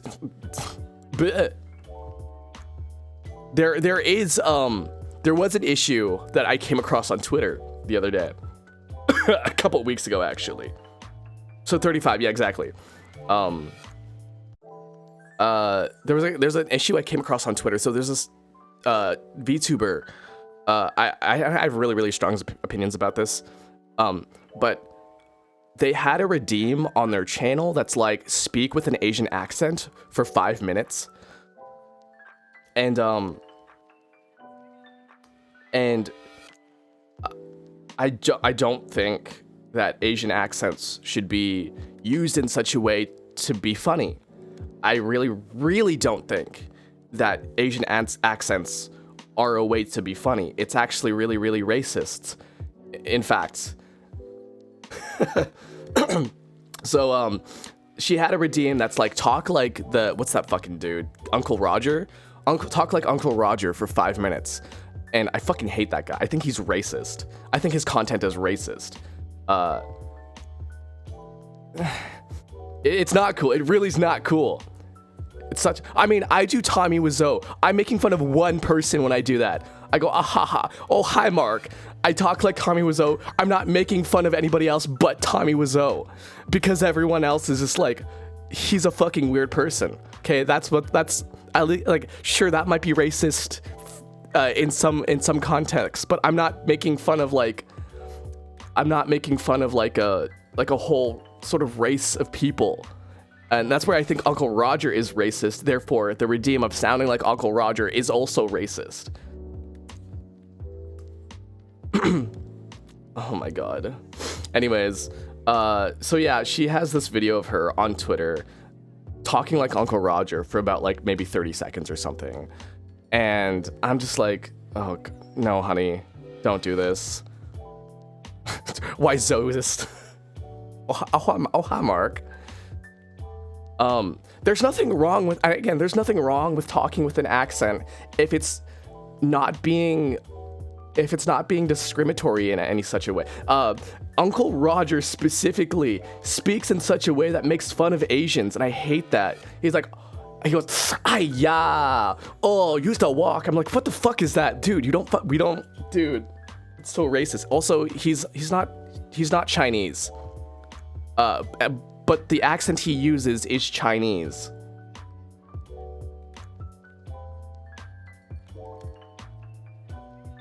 And it's specifically, he talks about specific Asian culture that is not his Asian culture. And he characterizes it in such a way to be funny. And I'm like, dude. Vinny Vinesauce does accents. They're non-specific accents though, and I think that's fine. He was beat the police, which I guess maybe it's some sort of Russian. I don't know. He was beat the police. This guy, he's doing weird accent. It is. Again, accents are such a weird gray area, but like, man, when someone like Vinny does a weird accent. It's not specific. It could be like Arabic or Pakistani or Russian or Ukrainian or whatever, but like it's not specific. If you're just doing a weird voice, what's his name? The guy that I hate, the comedian that I actually hate, but not for any specific reason. Jim Carrey, he does accents too. Not Bobby Lee. Black comedians do it because of colorism. White dudes making fun of country folk. Yeah. It's really hard to. Jim Carrey speaks in such a way that's so weird. It's like, I can't fucking do it, man. But like, he does the sort of thing. When it's a caricature more than an actual. Yeah. Jim Carrey sounds like a comedian he worshipped. I don't like Jim Carrey at all. I don't. Anyways, Uncle Roger, he's racist. VTubers who this other VTuber, she's that use the Uncle Roger. She's also Asian, but she's not Chinese, or Korean, or Japanese. She's Southeast Asian. And is doing the Uncle Roger thing. So like, yeah, like, oh yeah, I can do this because I'm Asian. Well, you can be racist to your own race. That's an actual thing that can happen. I unfortunately learned this the hard way too, because in high school I also did this shit. So you call these things chips? Instead of crispity, crunchy, munchy, cracker jack, snacker, nibbler, snap, crack, and pop. Dude, I know so many. Queens, lovey, jubilee delights. I know so many English people that do this shit. They make fun of themselves for this. It's totally funny. It's great. I love it. Jim Carrey in Eternal Sunshine of the Spotless Mind is such an odd role for what we know him. Dude, I just don't like Jim Carrey. I don't like how he moves. I don't like his face when he does the face thing. I can't do it. British people deserve it, to be honest. A lot of British people deserve a lot of things, but like they should be treated humanely as well, I think.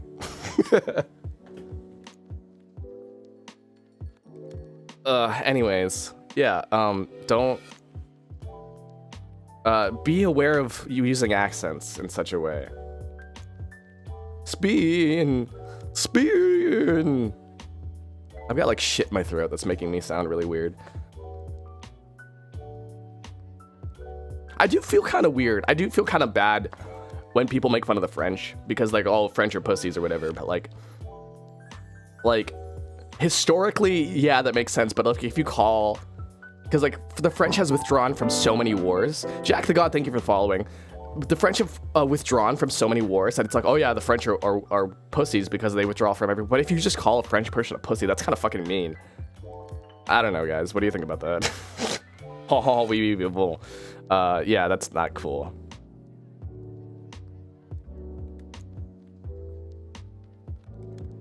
I have a French friend,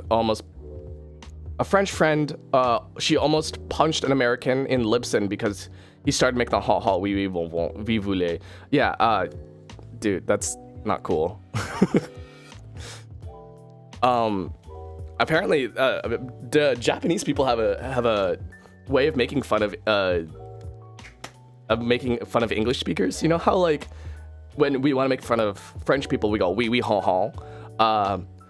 there's a way of doing that in Japanese for English to go peta peta, peta peta peta peta peta peta, peta peta peta peta peta. It's weird. I don't understand it, but like it's not from my understanding, it's not offensive, but at the same time, I haven't experienced it enough to really understand. It's just like the sound that kind of it comes out. British people started it with the bottles of bottle of water. There's two types of English accents that make it sound like that, though. You got to be cool with people first before you bust out the jokes where you're talking about culture, dude. So there's a thing called satire. And one of the greatest examples of satire, I think, is. And it's got such a big message to it. So Robert Downey Jr. did blackface. Yes, Iron Man did blackface. And there's context to this. Before we go like, oh, Robert Downey Jr. should fucking rot in hell or whatever. He played a role in a movie. The movie was called Tropic Thunder. And his character, and this is satire. Let's remember that this is satire. He plays a character who goes under a race transition to become black so he can play a black character in a movie. And so that's why he does blackface in the movie. It's because his character undergoes a surgery to change races so he can get a part in a movie. And he starts adapting, a black accent. He starts adapting like blackism to his character because it's ridiculous. The thing with satire is that you make a commentary about the ridiculousness of people, and you use these racist terms and these racist things to prove a point of how ridiculous Satire is people a are. caricature. To others, it can be an abstract thought that talks about and illustrates something else. To others, satire is soy jacks and prejudice. Yes. Satire is so important when it comes to addressing culture and racism, because it's really it gives you a frame of reference on how you can see these things. King of the Hill also does this really, really well, because in King of the Hill, the whole Hill family, as far as I know, maybe not Bobby, but Hank Hill and Peggy Hill are extremely racist. But like, that's because they grew up in an area of Texas where everyone else is racist, so they have this sort of concept of this is okay, but it's not.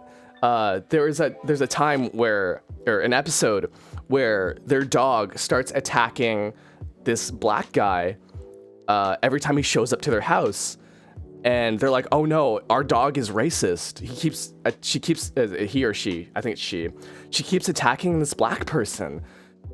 And so they go to the vet and they're like, "Well, maybe it's a learned behavior." And they're like, "Oh, are we racist? We can't let everyone know that we're racist. That's really bad." No, it's really bad that your dog is attacking black people. Should be the message. But no, the message that they got was, "Oh no, people will think we're racist." But by the end of the episode, they found out that their dog isn't attacking black people. Their dog is attacking maintenance people, because every time maintenance people show up to their house, it stresses Hank out, which causes their dog, Ladybird, to start attacking them because they stress out Hank. And then they're like, "Oh, thank God we're not racist." And it's this whole thing. Yeah, he's sheltered. Yeah. I have a friend whose dog is also somewhat racist. I hate to say it, but yeah, it can be a learned behavior, and you have to unteach it. Just like, yeah, you can do that with people too. Man, well, this is like a spoiler, a content spoiler. I'm just gonna make a video about this, by the way, specifically about Uncle Roger. There's another guy. He does feng shui videos. He does feng shui videos, and they are really good. The feng shui videos that this guy makes is really, really good and really, really informative. However, he sticks to the Asian accent thing, and I'm like, dude, your content is so good. You don't have to put on the accent to make it to make people want to watch your videos. I genuinely think that your content is so good without it. He's like, "Oh, hello everyone. Today we are going to do feng shui. Do not put your bed." I was like, dude, no, stop that. Just be straight about it. Go straight to the point. Don't do the stupid accent. How's everyone's this great morning? We're talking about racism. Isn't that great? I'm talking about Asian racism specifically, but it goes on to other things as well. We talked about black racism and stuff like that, but specifically for me, because I'm Asian, and how I have opinions about Asian comedians. Racism in the morning? Oh boy howdy, yeah, let's go. Racism in the morning. This guy, he's got a bunch of feng shui videos, and they're so good. I want to watch them, but I click away from them because he does the accent. And the thing is that I know he doesn't naturally have the accent. It's one thing if you naturally have the accent, but he doesn't have the accent. He doesn't have the accent because there's videos where he's like, his content is specifically the one that is where he doesn't have the accent. He says, I'm a whiner specifically. Not Alex Lee. He's not racist. This just happens to be here. We were just talking about Alex Lee is cool. We can hide this. We can hide this.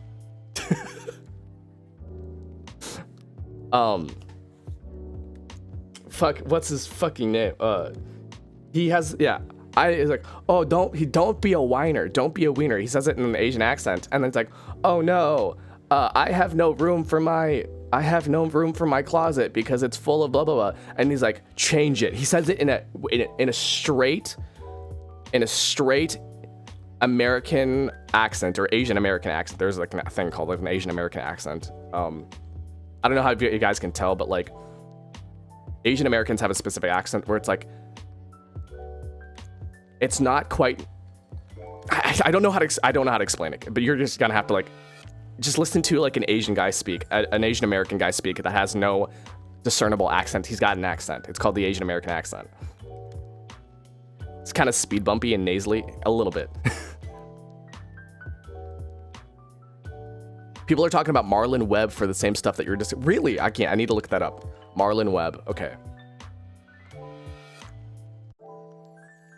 Like they're trying to translate. No. It's hold on. I'm trying to think of like any Asian. Markiplier kind of has it actually. He kind of has the Asian American accent. It's kind of like it's kind of rhythmic and sort of tonal, but it's also not at the same time. It's kind of smooth. It's like a. It's kind of smooth, but then has its little "p" in it. I don't know how to really explain it. Oh, Water Malone. Oh, dude. I don't have any opinions about that, but I should. Because I don't go here. Anyways.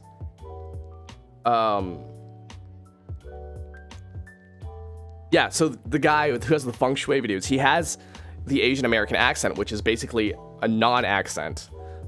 So like he just sounds like a normal ass fucking dude. He goes like, change it. He says it in such a way, change it. Oh fuck, what's his Domo, fucking what's his name? Domo, fuck you. Domo Ari, thanks.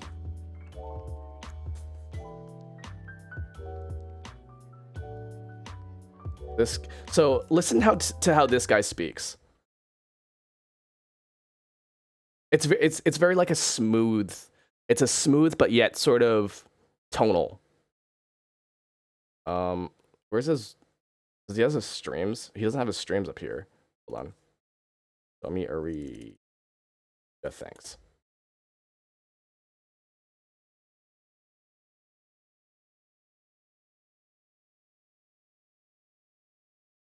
I'm trying to find a video where he's like talking. Okay, here, this might be good. Speaking of being expressive, there was actually another clip I saw on the news just yesterday.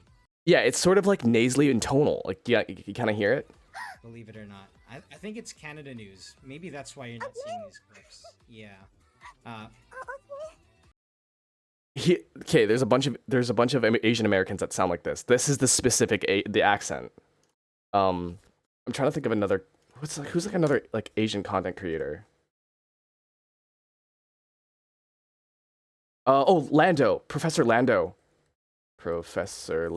He's got the accent too. I'm Professor Lando, and I see we have some new students here at Ligma University. Got him. What are we talking about today? Title of the class is MILFs 101. I'm Professor Lando. Created in 1978. Their primary goals are to establish an independent homeland governed under Sharia law. Do you guys hear it? So the guy who I'm talking about has this exact same tone of voice, the same way of speaking, but he relies on the Asian accent, and I don't like it. Anyways, he just sounds like a neutral East Coast guy. That is the Asian American accent though. It's like a Californian, but like not really. There's a little bit to it.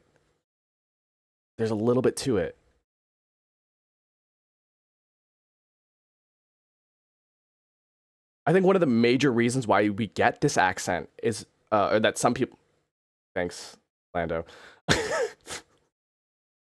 I think one of the reasons why we get this accent is because on the East Coast, there is a lot of Asian settlement. And then we get that sort of fusion of American and Asian that you get kind of like an equal value. It's not too much of one thing or too much of the other thing. It's pretty much an equal value. This is why when you get like an immigrant from an Asian country, they have a very specific Asian accent that's very, very distinct. Like, oh, they have so and so accent, right? But their children. So when you have somebody who is has parents who have a specific distinct accent, they learn to speak through their parents first, and then through other sources second. So like TV or like music or whatever, right? They learn to speak through two different sources: their parents and then their TV. Let's say like YouTube, right? They watch YouTubers and stuff like that. So they have this weird fusion accent where it's not quite perfect American accent, but it's also not quite influenced by, it's not quite specifically Asian either. Schwarzenegger never lost his Austrian tinge. Did he grow up? He grew up in Austria though, didn't he? He grew up in Austria, didn't he?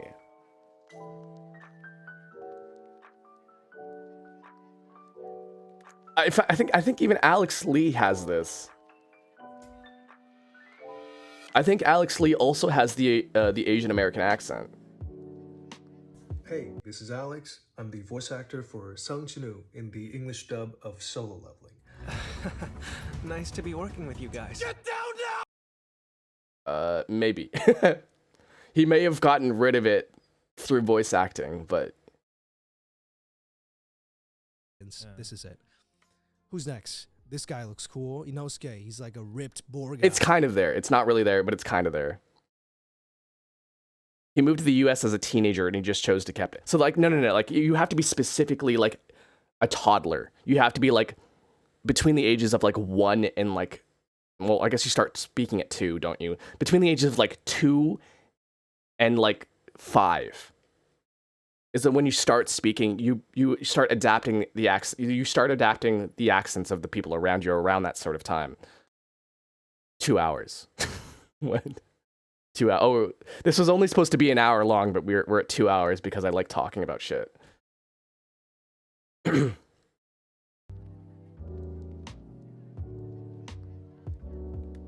about it this way. I sound American if you talk to me, but I started at 18 speaking with English speakers. Because you are talented and you're very, very cool. I mean, I can speak with a Japanese accent when I speak Japanese, but like, that's a learned thing, I think. I learned by watching anime. In fact, was it Haruhi Suzumiya? Japanese. Episode 1. I learned to speak.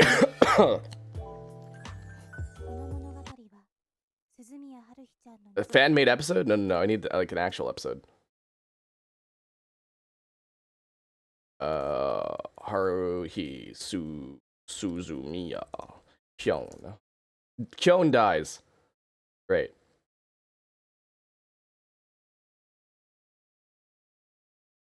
Kyon-kun Denwa. So this is like the first experience of Japanese language that I've experienced. So Kyon's accent, his way of speaking is the way that I've adopted to speak Japanese.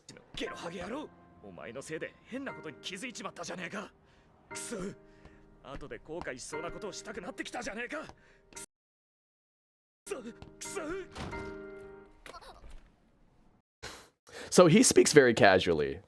But I don't. But the way I go, like, my voice drops in such a way that kind of matches his tone. My voice is already low because I'm sick. So if I try to make it go, like, it's gonna sound even lower. Fuck. What do I even say in Japanese? Konnichiwa. Konnichiwa.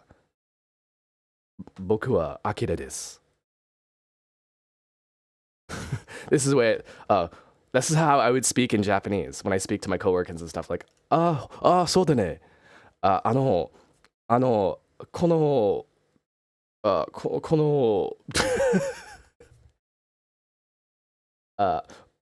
この紙は欲しいこの紙は必要ですか?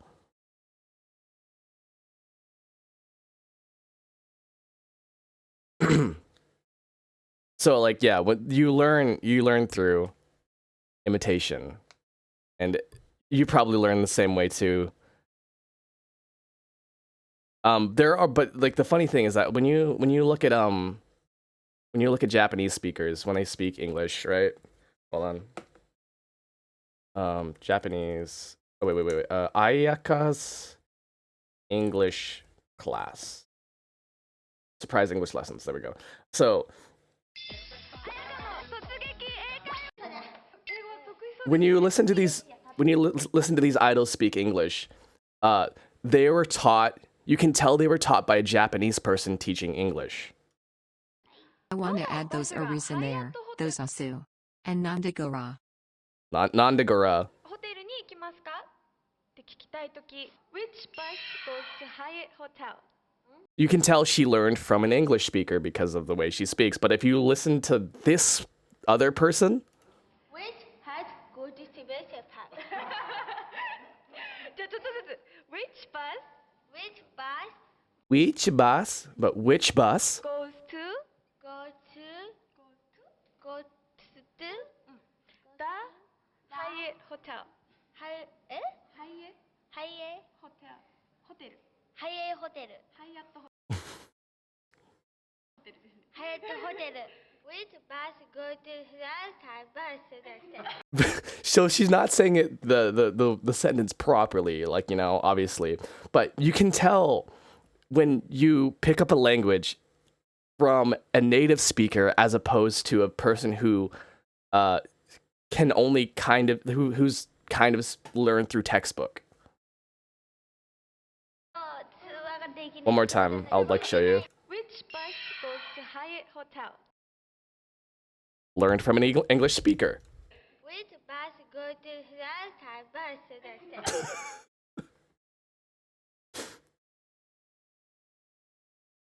bus? Yeah. 100 times there's a blonde. Are you talking about Ririka? I love Ririka. Yeah. Actually, I also talked with Gura Senpai just for... Oh, but wait, did I kiss with her? Did I kiss with... Hachima. Gura Senpai? Yeah, I remember that. I think Ririka may have learned through textbook more. We can play another game, sir. Regloss? Oh, she's in Regloss as well? Oh, hold on a second. Oh, why you put a English translation? So Hachima's English, she learned English while she's in Australia. So she has a little bit of an Australian tinge to her voice when she speaks, but she also has the natural I learned from textbooks. Oh, why you put a English translation? You don't need to put an English translation for me. I'm speaking it. Oh. I'm speaking it. It's like the way she says, I'm speaking it. Hold on, listen to this. I'm speaking it. I'm speaking it. That's like, but if you were to ask a Japanese person who just learned through textbook, I'm speaking it. This is how they would sound. I'm speaking it. But it goes, I'm speaking it. Hajime speaks English as well. Hajime, all alive. English. I guess I should look English. あなた優しいですねって英語でなんて言うんですか? You are very nice. You are very nice. とか You are very kind. You are very kind. べーちゃん You are very kind. あら Urechi. Everyone enemy. Enemia. Enemia. Enemia. Enemia. Enema. Nice checkpoint. You got Bancho Young. This sort of reminds me of American speaking Japanese. Mume cafeteria? Yeah, Mume cafeteria with カリ先輩ははい、ごめんなさい。さっきちょっと待って、話しますね。でもなんか実はさっき私ミュートしてた。忘れちゃった。Dude, she's so fucking textbook. でも私のアリバイ、Watashi no alibi. アリバイはゴミ出してリアクターに行ってタスクしてた。さっき死体が見つけた後なんか少しだけ時間ありましたからキャメラの部屋でちょっとバンバンバンよっしゃうちのマンチョンなんため違うななんかちょっともう I cannot she speaks worse. She speaks worse than Luna. どの子に目をつけとるの？目をつける。まあ一通り見たけど、かわいいな。なんねの。ダメだ。こりゃ。なんねのだね。2はどこなの？これポイシャじゃない？はじめのポイシャ。そう。ポルシャ。ポイシャ。Porsche. はじめのポイシャ。はじめの小判騎士のプロなんで。車？早いでしょ。あれ初めての情報ポリシーでいいかな。誰も聞けてないじゃん。ポリシーね。It's crazy that it's not baby talk. It's just a brash tone. Really? 何あの二人役？デスゲームの主催者。はじめ。What's it called? なんて言ったんだよお前。今なんつった？ Car. Not station. What's that game called? What's the chinchilla anomaly game called? Station 8? No. Car 8? No. Car 8. No. Train 8? Station 0. Is it Station 0? No. Hololive. Oh. Hololive. I'm just gonna search Chilla and see if it comes up. No, it doesn't. Exit 8. It's not Exit 8. It's like Exit 8, but it's not Exit 8. It's the train car one. Train car 8. I guess let me try Station 0. Not Station 0. Wait. It is. Hold on. There's a part where she's being chased and it's really, really funny because I can't understand a single thing she's saying.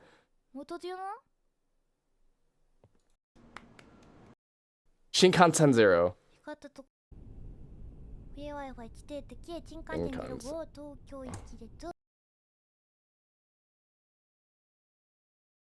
Oh, it's here that I'm looking for.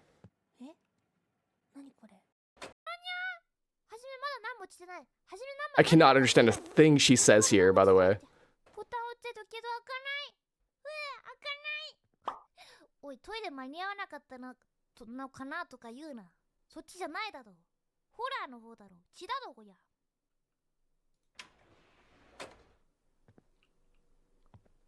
怖いな。直樹くん。そんなに。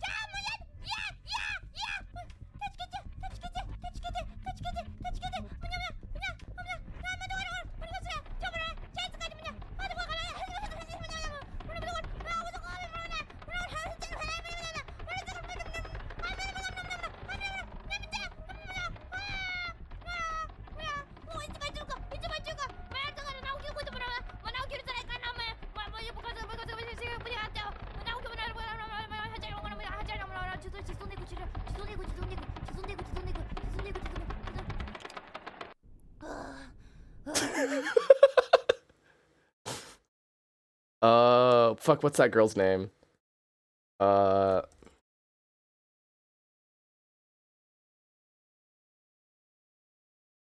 It was lovely to meet you, Vanellope. And best of luck finding your song. Ach, lang me your lumdieke me a moose nearly your gun away a teardrop in his eye. Hey, she back, wee lassie. Uh-huh. What did she just say? We don't know. We can't understand her. She's from the other studio.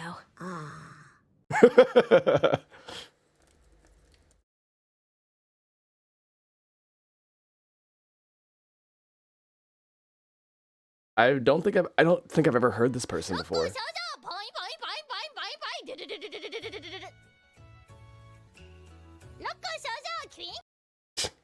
it this one? くしゃみ助かる文化っちゅうのがあるらしいっちゃん。とことでですね、やってみようと思います。ラデンも。ラデンはね、アイドルなのでまあ相当くしゃみするのでくしゃみ助かる可愛いって。She's a smoker and drinker. 花子より作ってきたんで、 Really? くしゃみをしましょうね。いきまーす。ガチめなくしゃみをしてしまいました。ちょっと可愛いくしゃみして、あ、ラデンちゃん可愛いチュキって言ってもらおうと思ったんですけど、ガチめのくしゃみが。じゃあ行くよ、バレット。はははは。そうそう、そんな感じ。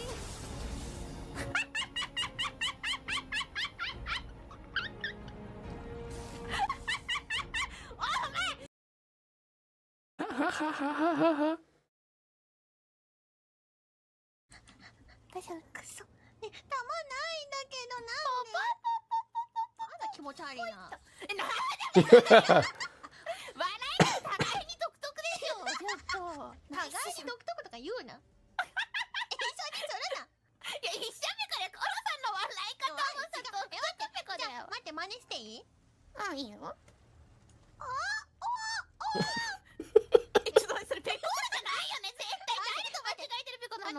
待って、最初からやった方がいいと思う。いくよ。このライブ、3期生の嘘だペコラペコ、どうもどうも。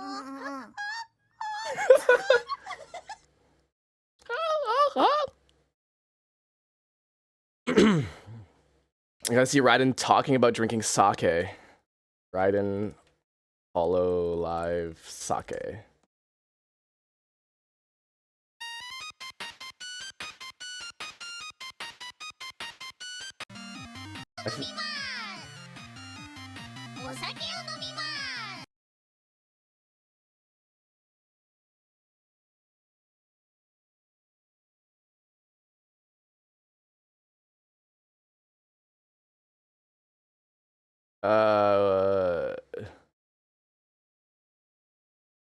Wait, hold on a second. What is this? What's this about? Gen 7.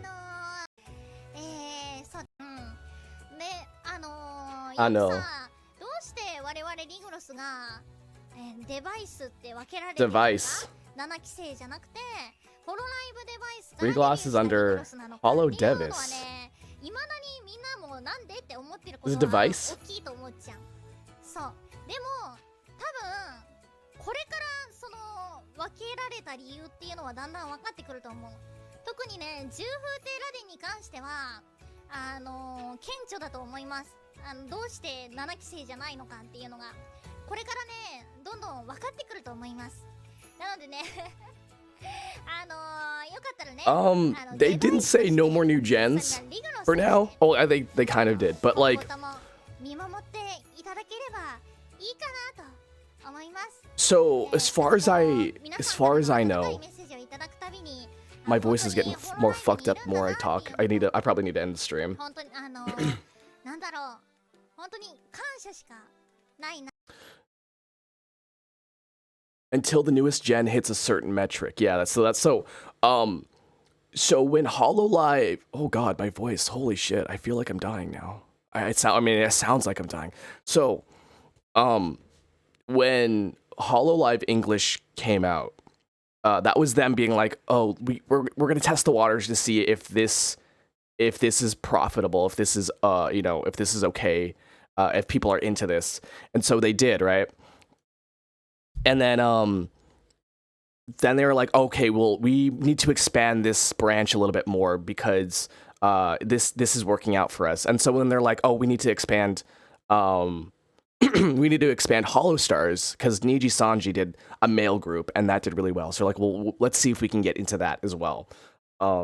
So the whole English branch was rapidly expanding because they needed to fill in the space that like was there. Basically, they needed to fill that space. Because that was like totally underdeveloped and whatever compared to the rest of Hololive. So they like kind of rapidly grew it. They had like a bunch of generations in a really short time. So when that started happening, they're like, okay, well, now that we have this here, we should start developing them as individuals first, as a group first, before we continue on expanding other generations. And you can kind of see this happening with the other generations too in the Japanese branch, where they would come out with a group, and then they would kind of like stay with that group for a little while, and then they would get a new branch like 2 or 3 years later because that space was already filled out. Also, this blurred out for some reason, and I don't know why, but that's fine. I guess it saves resources or something. So now that Hololive English is now filled up with that space, now they're not releasing as much generations for that, and as well as the JP side, because they wanted to like expand the JP side as well through Devis, through different projects like that. And Devis is like what they said there is a whole different sort of branch that they're trying to do. I think they also sort of did it with Indonesia as well. I think maybe no, they didn't. But now they have this whole lineup of people. If they try to saturate the market, they're just competing with themselves at that point. So they're trying to basically get their groups to certain metrics before they start introducing new people again.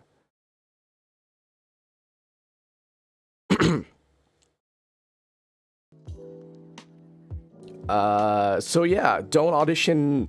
I mean, you can audition for the Hololive. It'll just probably be a lot lengthier process. You'll probably be put on a wait list or something.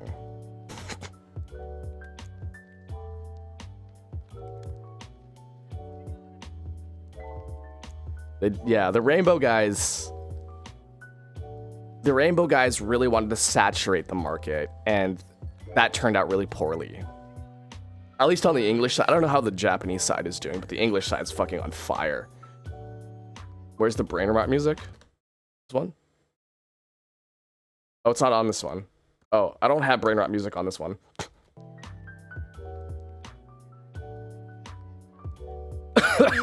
Yeah, I need to fucking stop. This needs to fucking stop. Cannibalize your own talent yeah. So like when you, I don't know if you guys have ever played an RTS game before, but when you get too big of a pool of units, you basically just start throwing units left and right, and you prioritize like the 5 units that are good. It happens to me in Fire Emblem all the time, actually. Even though that's not RTS, but like a strategy game. Real-time strategy. So like StarCraft, Warcraft 3, tactical RPG. It's sort of, tactical RPG is like sort of, it is a tactical RPG, but it's in real time. So like, imagine a Fire Emblem, but like it was in real time. Units moved in real time. But Rosa's right. It does cannibalize your talent because it causes them to focus on a number of other units first, and then the other units that are not as good kind of get left behind, or unused, or even just like sold off or broken off for other resources. Or you get the situation where this unit is only specifically for this one thing, and it's not very good for team morale. Let's say like you join. Let's say you join a group, you join a workforce, right?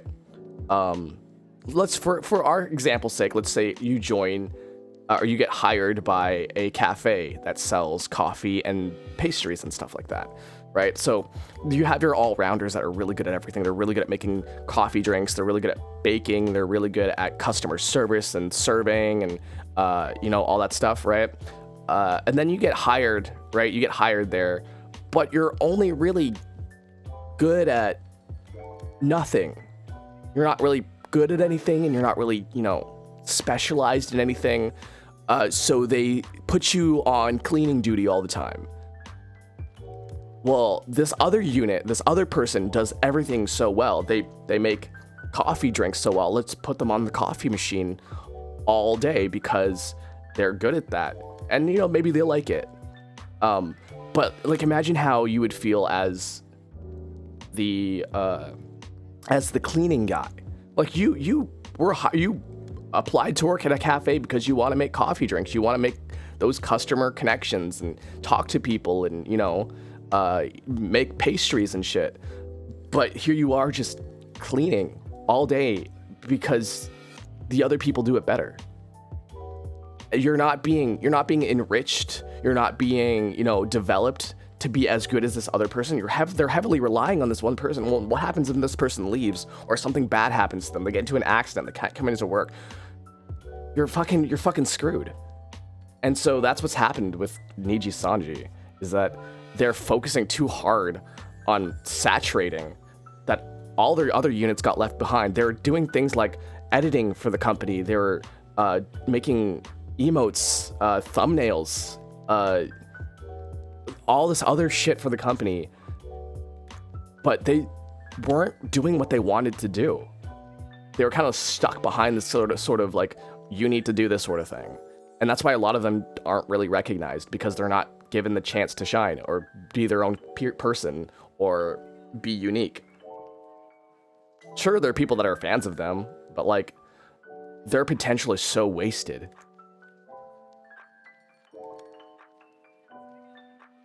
The fact that you couldn't tell who was in the company unless they reminded people. Yeah, that's you don't actually know how many times I go on Twitter and I see blah blah blah blah blah Niji Sanji. I'm like, what? You're from Niji Sanji? Ad. The Bright Shield Girl. Wait, there's a Bright Shield Girl? Bright Shield Niji Sanji. Sanki. This girl?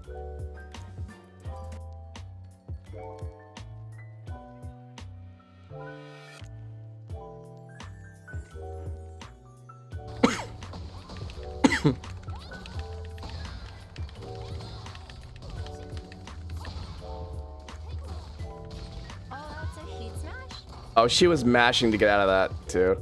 Sorry.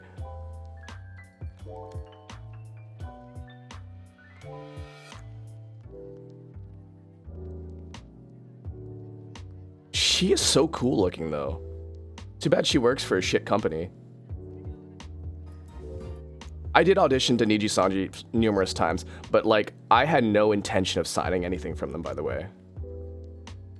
Was it you who liked doing photography? I mean, I know how to do it. I'm not saying like I'm super into it, but I know how to do it. I know things like rule of thirds, your aperture, your shutter speed, your, what's that called? Not DPI, what's that called? I know what it does. I forgot the acronym for it though. It affects quality. It makes things fuzzier, not fuzzier, but like, artifacting or not. It's not DPI. What the fuck is it? It's a 3-letter thing. MSI? No. Yeah, is it DPI? Dots per inch, probably. Why did you apply but didn't want to sign papers? So, I actively audition for Niji Sanji. Every so often, with the intention of not signing any of their papers, because if I pass any audition, if I get to the callback stage and they interview me, it means that I've done something right. And that's really, really helpful feedback. Because if they see something that they like and they're like, oh, we need to hire you, well, there are thousands of other people that are also doing this. Not necessarily a confidence booster. It is a confidence booster, but I'm doing it for feedback specifically. And if I get something specific that they're like, oh, we really liked that you did this, then I'll do that for my other auditions for other companies. Nijisanji specifically, I do not want to work for them, but I do audition for them for that specific reason.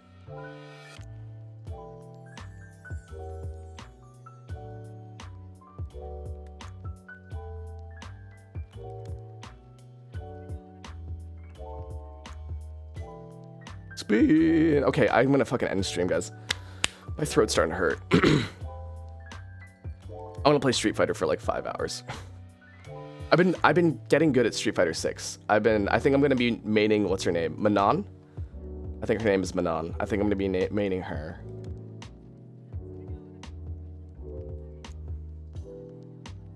I was like, oh, I should main Juri, but it turns out I'm not good with her, like at all. But I do like Manon, and she's like really fun to play. So, yeah. VTubing design ideas. Would you give me like your honest critique? Wait, what? If I asked you for critiques on my VTubing design ideas, depends. I'm not a design. I'm so bad at design. I mean, look at me. Look at me. Does it look like I know I'm good at designing? Here's underneath the apron. I got a dog print. That's it. That's all there is. I got an apron. You guys see my latte? There's nothing. Like, I got dog pins. These are general ass looking pins. You're the friend next door. Exactly. I look so not original. I've got Shrek ears. That's pretty much about it. That's not original. I've got a jacket that I can put on. I look pretty. Yeah, well, I hate to break to you this, but like, this is what I look like in real life. I look like this in real life.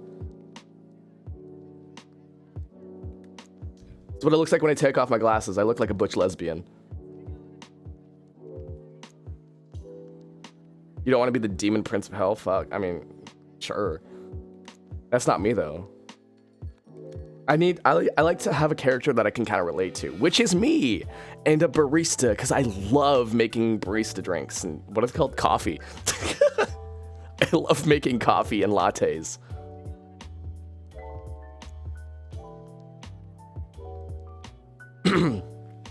But, you know, for other people, when you have people like Imakuni, who has like her Luckybus design, she can relate to the Luckybus design because she, you know, she feels comfortable with that. Mika has her fucking hero design because she likes being the main character. I love music. I'm a music aficionado, but I'm also into martial arts and fighting manga. So like you can see where I have impasse. So here's where I can see, like, pull some inspiration from Guilty Gear, specifically, I think. For you, with this in mind, martial arts and fighting manga, pull inspiration from Guilty Gear. Guilty Gear design, or characters. So, a lot of the characters in Guilty Gear are based off of music inspiration. For example, sorry, my stomach.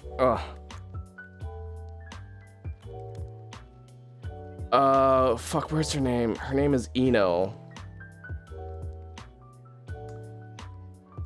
Her name is Ino. God, I hope I don't run into anything like weird. Her name comes from Brian Eno, I think his name is Brian Eno. Yeah, so this is Brian Eno, who is a really, really famous composer, English musician, songwriter.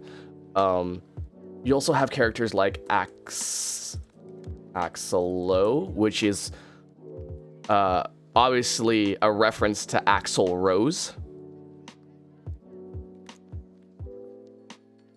Do not oil up,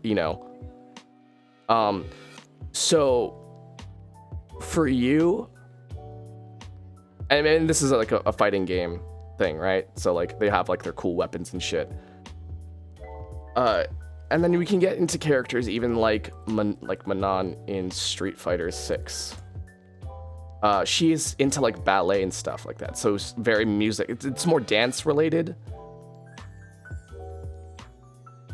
But you can see where a lot of the designs can come in. Is it Bridget as in bridge? Bridget. Bridge the gap between genders. That's what she does.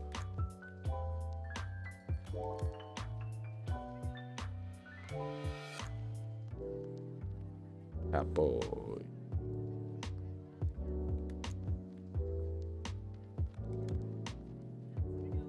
Yeah, so you need to pick the right elements for what you want to be represented as. Like some people really like dragons, so like they just choose to be a dragon, right? But if you're looking for maybe fighting game or fighting manga, I guess you'd say fighting manga inspiration and like how you really like music, pick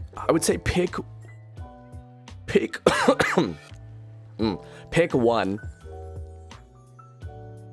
either the whole martial arts fighting thing or the music thing, and then have the other one be a secondary.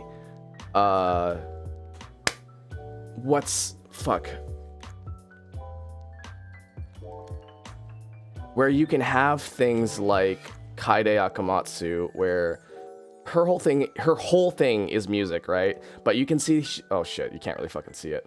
But in her hair, she's got like hairpins that are like music notes. What's crazy to me is their succubus design is inspired by Tour Guide from Hell from Yu-Gi-Oh! Oh fuck, that's awesome.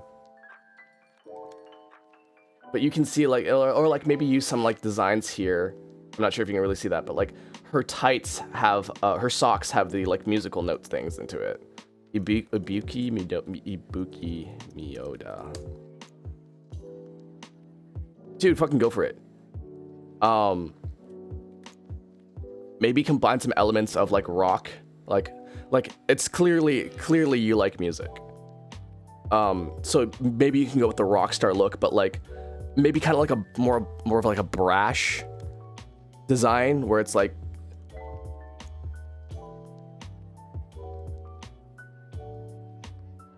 fuck, what's his name? Terry Bogard. Cause he's got like a little rock look to him, right? So maybe like combine some elements of like, you know,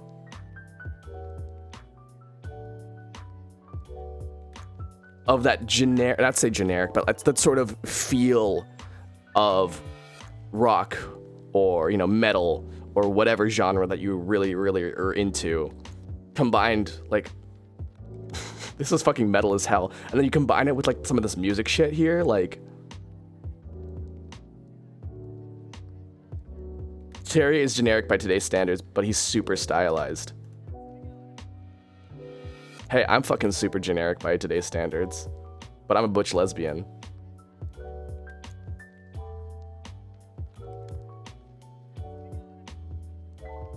See, I'm not a designer, so I don't really know what I'm fucking talking about. I'm a pregnant lesbian. Well, I guess so. I'm gonna rock my butch lesbian look for now. All right, I really need to end stream. Who can I raid right now? Does anybody have any suggestions of who to raid? If not, I'm maybe just gonna raid Randon.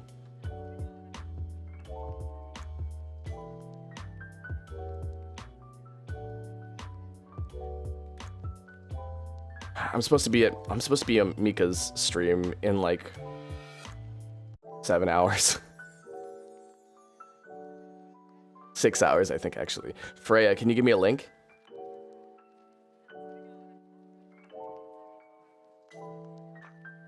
What's the stream? It's One Piece.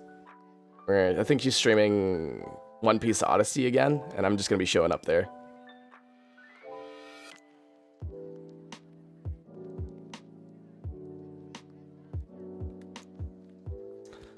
Jesus effing throat, my fuck is gonna shit. Oh, guys want to hear a song while we wait here? You guys want to hear a song that I made up while I was cleaning my apartment today?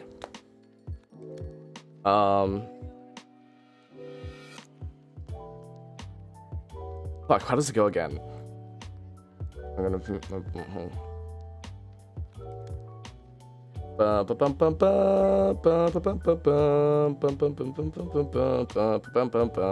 No, that's not it. Hold on. Fuck, the lyrics were... I don't even remember. The lyrics were... Paint my butthole green. Oh, she's in a collab, though. I usually don't like raiding into collabs. Yeah, sorry. I'm not gonna raid into a collab.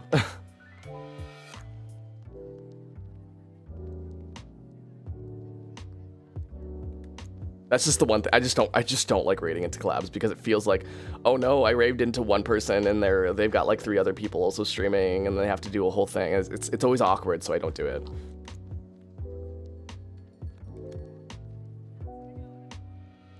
Otherwise, I'm just gonna raid into Randon.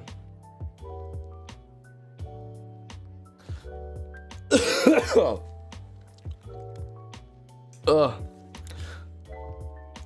Paint my asshole green. Paint my asshole green. Paint my asshole green. It's fun for you and me. Ah, man. I wish I knew what song that was I was singing then. I'm gonna paint my asshole green, asshole green, asshole green. I'm gonna paint my asshole green. It's fun for you and me. Hey! I don't know. Something like that. Alright, we're gonna raid Randon. No one else I really follow is live right now. So we're gonna raid. Oh, my throat. Well, thanks for talking to me, guys.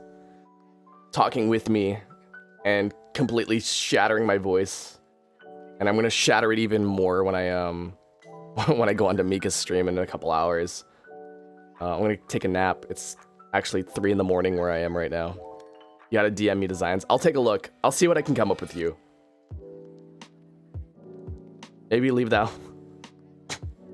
No, they'll love it.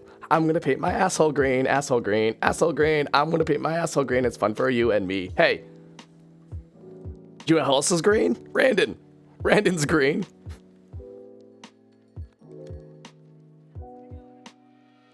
All right.